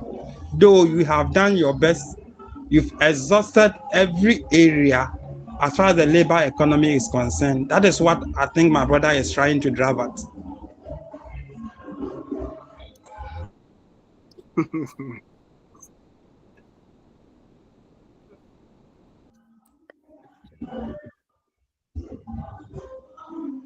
I told you the last time that everything that you are going to be doing is coming from the slides. Everything. Okay. Is coming from the slides. Your quiz is going to be objectives. 20 objectives, you circle, right? Is that not how you say it? 20 objectives, you circle from the overview up to the determination of weight. So topic 1 to topic 5, objectives. Take it. Okay? Not difficult at all. Know how to do your demand. Demand is equal to supply, and find your equilibrium wage and the things. Okay? In both the objectives and the exams. So topic 1 to topic 5 will be for the quiz. Then the exams will be divided into 3 sections. Section A, Section B, and Section C. There's no compulsion. There's no compulsory question. So in Section A will take care of topic 4 and topic 5. I gave you the course outline, right? Am I here alone? Yes, Doc. Yes. Yes, Doc. We It's for us to. Topic Sorry, 4, for topic 4 and topic 5. You take care of Section A. Not Section A as an objective, so there's no objective in the exams. Objective is only the quiz. Okay? Is my language clear? Yes, sir. He said the objectives is meant What for I the mean quiz. is that, By the exams. what I mean is that in the quiz, it's only multiple choice. Good. Multiple choice. 20 questions. In the exams, there's no multiple choice. Okay. But it is divided into 3 sections. Section A, Section B, Section C. Under Section A, the questions will come from topic 4 and topic 5. Do you get it now? Yes, sir. Yes. There will be 2 questions in section A. One from topic 4, one from topic 5. Then you choose one, the one you are comfortable with, and answer. Then you go to section B. Section B, 2 questions. One question from topic 6. One question from topic 6. Another question from topic 7. You choose one and answer.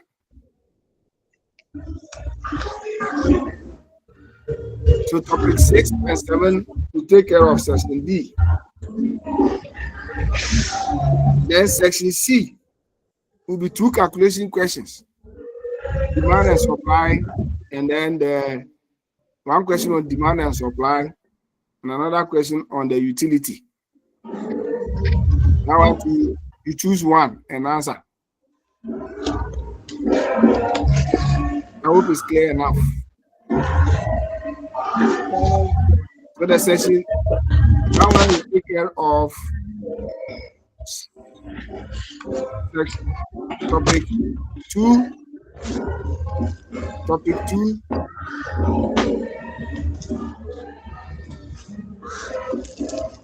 topic 2, and part of topic 2 and part of topic 4. Okay, like utility questions, utility,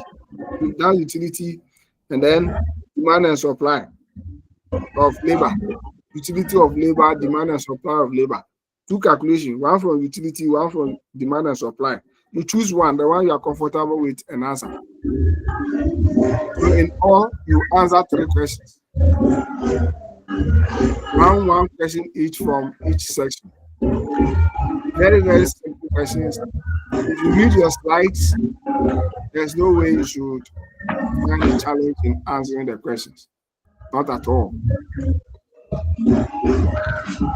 Please, Doc, we thank you so much. Did you mention of the quiz? You didn't hear that one. I did. I said the quiz is 20 multiple choice questions. Covering from where to where? Covering topic 1 to 5. Okay, thank you. All right. Any other question? If no question, my time is up, and we've come to the end of the section. Please, I'm still available. I'm still your teacher on the platform until the exams is written.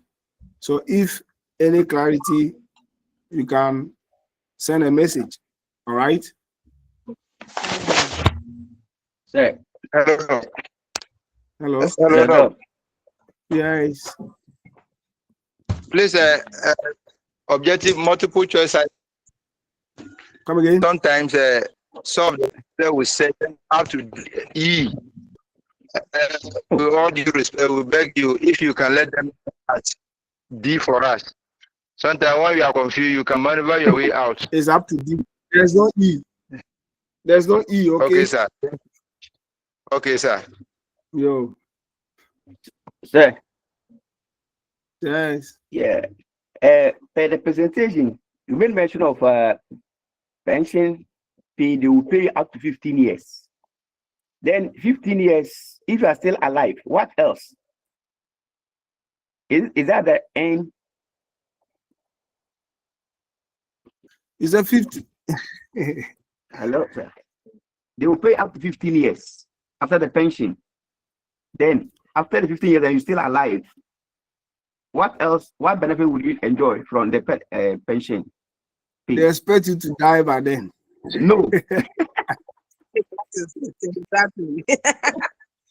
So we need a clarification so that we can also push. Now we are young, we have to also push for our right.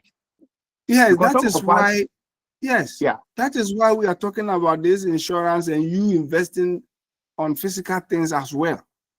Okay. Yes. Yeah. You need to have your own transition plan. Okay. Yes. So that you don't get caught up with some of these things. And even mind you, that pension money, I'm telling you, cannot cover your basic needs. Allah. Oh. And if you are not fortunate and your kids are still in school, then trouble for you. Police, take note from there too. No easy. So you have to make a plan. That is why some of this educational plan, if you know you go on pension before your kids, your last kid complete school, then go for some of this educational plan. Okay. Or invest your money. Invest your money in other things. So that you'll be seeing your money. Invest it yourself as well. Okay. That also help. Okay. And you see the pensioners who were picketing. Yeah. Yeah, that's what they use their money for. They use their money to buy government of Ghana bonds, so that every month they'll be getting something money. Every 3 months they'll be getting money on that one. Then they will use that one as their salary. It's noise though. Yes. So we need to have a transition plan, because the Senate money needed, I'm telling you, is not enough unless you are earning 100,000 Ghana cedis a month. That is when Senate money will be enough for you. So it's a lesson to all of us. Let's try and look at other avenues that we can invest to cater for our future. Okay.